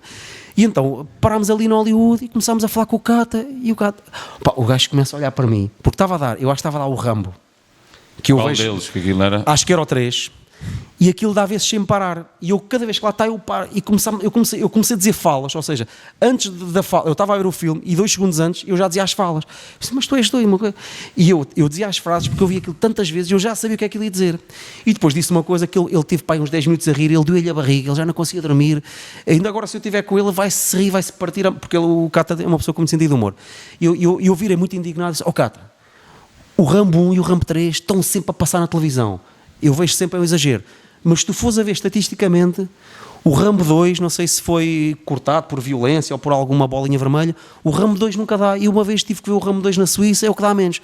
E aquilo foi uma coisa que ele não estava à espera. Ele riu-se tanto. Se tu fores falar com ele, tu ainda pões o Cata a rir-se, que essa foi, cala-te, só dizes disparates, só dizes piada. Pronto, agora aquela que ninguém acredita, e que nós éramos miúdos, nós éramos infantis, fomos jogar para o lado de Abrantes. Não havia o IC9 na altura, atenção, porque agora quem vai para Abrantes vai toda a gente pelo IC9. Mação, Abrantes, Pego, é obrigatório ir pelo IC9. Nós íamos pela zona de Castelo de Bode. E então nós... É o que a gente acaba de fazer que achamos mais perto. Mas... É uma zona mais inclinada, com subidas e descidas. Nós tínhamos ido ganhar fora, penso que Alferreira e do Pego. Fomos ganhar fora, tínhamos uma belíssima equipa de infantis com o Nuno Laranjeiro, toda a gente conhece. Fomos vice-campeões distritais, perdemos no confronto direto com a Samora Correia, com os mesmos pontos, ganhámos 4-1 em Orem e perdemos 7-1 lá. Foi só gol à Verás. Fomos vice-campeões de infantis. E ganhámos uma carrada deles fora em Alferreira ou no Pego, e depois vinhamos pela zona de Castelo de Bode, com uma inclinação, ou seja, vinhamos a subir. E havia as velhas carrinhas, não é? Quem é que não se lembra de uma Ford Transit, não é? Tinha que ser Ford Transit, não é? As carrinhas dos clubes todos tinham as Ford Transit. O Caixarias ainda tem. Diogo, um lugar mais 2 à frente, não é? O condutor e mais 2. Depois tinha uma fila e 2 filas atrás com 3 mais 3 ou 4 mais 4. É 3, porque é mais curto para passares para trás e tens a porta. 4. Mas atrás tinha todos os sacos dos miúdos, dos jogadores, aquelas caixinhas com o equipamento, não é? Com os equipamentos, e tinha lá um chá. Porque o nosso treinador, mesmo que tivesse em 35 graus em Abrantes, quase a morrer... Chá quente. Chá quente não, escaldar, quase queimava as cordas vocais. O chá vinha a escaldar, tinha um termo, devia ser à prova de bala, ou de chumbo, ou de titânio, o chá vinha a escaldar. Mas nós gostávamos daquilo. Mesmo quando íamos jogar para o interior, para a zona quase Porto Alegre, aquilo nós morríamos com o calor, mas víamos chá a escaldar ao intervalo. E então, eu era o capitão de equipa e sobrou chá. E eu percebo, eu devia estar naquelas fileiras, daquelas maiorzitas, a última ou a penúltima, e eu vi colegas meus sacanas, na parte que não tem bancos, onde estavam os equipamentos e os sacos, 3 ou 4, parecia uma rodinha de índios, a beber chá. Então, mas eu sou o capitão, sou o jogador mais velho, não bebo chá. Ou seja, o salto do banco, cá para trás, para aquela zona de bagageiro de mala, em vez de ficarmos 4, ficámos 5 comigo. E houve malta que se ajustou a roda para eu entrar, estávamos a beber chá na boa. Entretanto, há um colega meu, que é jornalista do Conselho, um excelente jornalista, tu conheces perfeitamente. O Adão, não digo mais nomes. E então, ao ajustar a roda, para eu entrar na roda para beber o chá, ele ajusta e roda, encosta-se à porta de trás. A porta abre. Velho, pelos meus filhos, hein? A porta abre. Pelos meus filhos, a porta abre. A porta abre e ele sai disparado, nós vinhamos a subir. E eu agarro-lhe o braço. Estás a ver um filme do Die Hard ou um filme qualquer do Indiana Jones, e eu juro, pela saúde dos meus filhos, juro-te, eu agarro-lhe o braço. Ou seja, o gajo encosta-se à porta, ele está mal fechada, sai disparado porque vinha a subir, chama-se força da gravidade, e eu agarro-lhe um braço. Quando eu agarro-lhe um braço, ele não era propriamente leve. Ele era guarda-redes, mas era assim um bocado entroncado, um bocado pesado. Eu agarro-lhe o braço, só que não aguento, não é? Ou seja, eu vou para cair, agarro-lhe o braço, agarro-lhe só com uma mão, entretanto, largo, não consigo, e ele vai a rebolar, porque nós vinhamos a subir ali à zona de Castelo Bode, ele vai a rebolar para aí 100 metros, parecia uma bola gigante. E eu ficamos em pânico, porque assim, vinha uma carrinha à frente, outra atrás, eu disse, olha, se este morreu, é uma criança, isto foi em 95, nós somos de 83 os dois, e ele é de novembro, 26 de novembro de 83. Este rapaz com 11 anos morreu. Um gajo inteligente, do desporto, é um extraordinário jornalista, escreve muito bem, faleceu. Mas nós fomos lá e ele levantou-se, tinha umas calças de ganga, só com os arranhões aquilo começou a infectar e veio o sangue, só se via o sangue nas calças de ganga. Mas ele não morreu, não partiu nenhuma perna, tíbia, perónio, clavícula, externo, nada, nem uma costela. Nem uma costela. E brutal não. Mas ele foi a rebolar a subida toda ali ao pé de Castelo Bode. Tinha tudo para correr mal, mas correu pronto. Eu juro que eu agarrei por um braço. E ele foi como um filme, aquilo é um filme. Pronto. Só que não foi filmado, não havia telemóveis. Pronto, olha, temos 2 derby de Orem porque correu bem na altura. Exatamente, porque senão não ele podia ter falecido naquela queda. Isto é mítico, esta história é mítica. E eu agarrei-lhe por um braço e ele vai pendurado e depois acabei por soltar porque não aguentei mais. Em 95. 95 eu tinha 4 anos. Vai fazer para o ano 30 anos, temos que festejar essa jantarada com esses amigos aí de Orem. Acho que fazem muito bem. E o António ali a contar estas histórias. Mas há muitas. Pronto, olha, Cajo, obrigado, acima de tudo, por teres disponibilizado o teu tempo para vires aqui estar este bocadinho connosco, aqui a falar das tuas vivências. Espero que, como tu disseste bem no episódio, não digo no 100, mas se calhar no 50, ou quando tiveres novamente noutro projeto e continuares a tua caminhada e a subir esta montanha, voltemos aqui a encontrar-nos e desejar-te tudo bom neste novo projeto. Muito obrigado, Diogo. Olha, desejo também as boas felicidades. É óbvio que, como é sério e meio brincar, estamos a falar no programa 50 ou 100. O sim está garantido, não preciso de projeção, notoriedade, não é por aí. É que o futebol, o que fica mais é isto, porque nós somos seres humanos, percebes? E tu foste um aluno um bocadinho mais jovem que eu, e agora cruzamos passado estes anos todos, e o Cata, que é de Leiria de Marrazzi, que jogou na Suíça e em França, como é que conheceu o Cajo? Foi o futebol que nos uniu. E todos os meus melhores amigos são do futebol, porque é isto que ficam estas relações, estas amizades, e vamos perpetuando isto para os nossos filhos, e é o legado, e é a parte pessoal, a parte das emoções que fica. Portanto, obrigado pelo convite.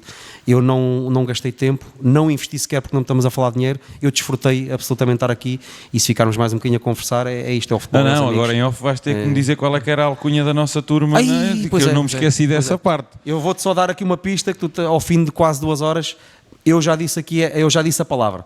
Mas depois em off digo, mas eu já disse a palavra. Já estou mais ou menos a. Eu depois digo a palavra em off. Mas já disse quase. Eu deixei aqui o rastro aqui numa palavra que eu disse para depois para o resto da conversa lá fora. Mas foi um gosto, foi muito giro, foi muito giro este bocadinho. Obrigado, El. Obrigado. Felicidades. Podes desligar. É em cima no botão vermelho.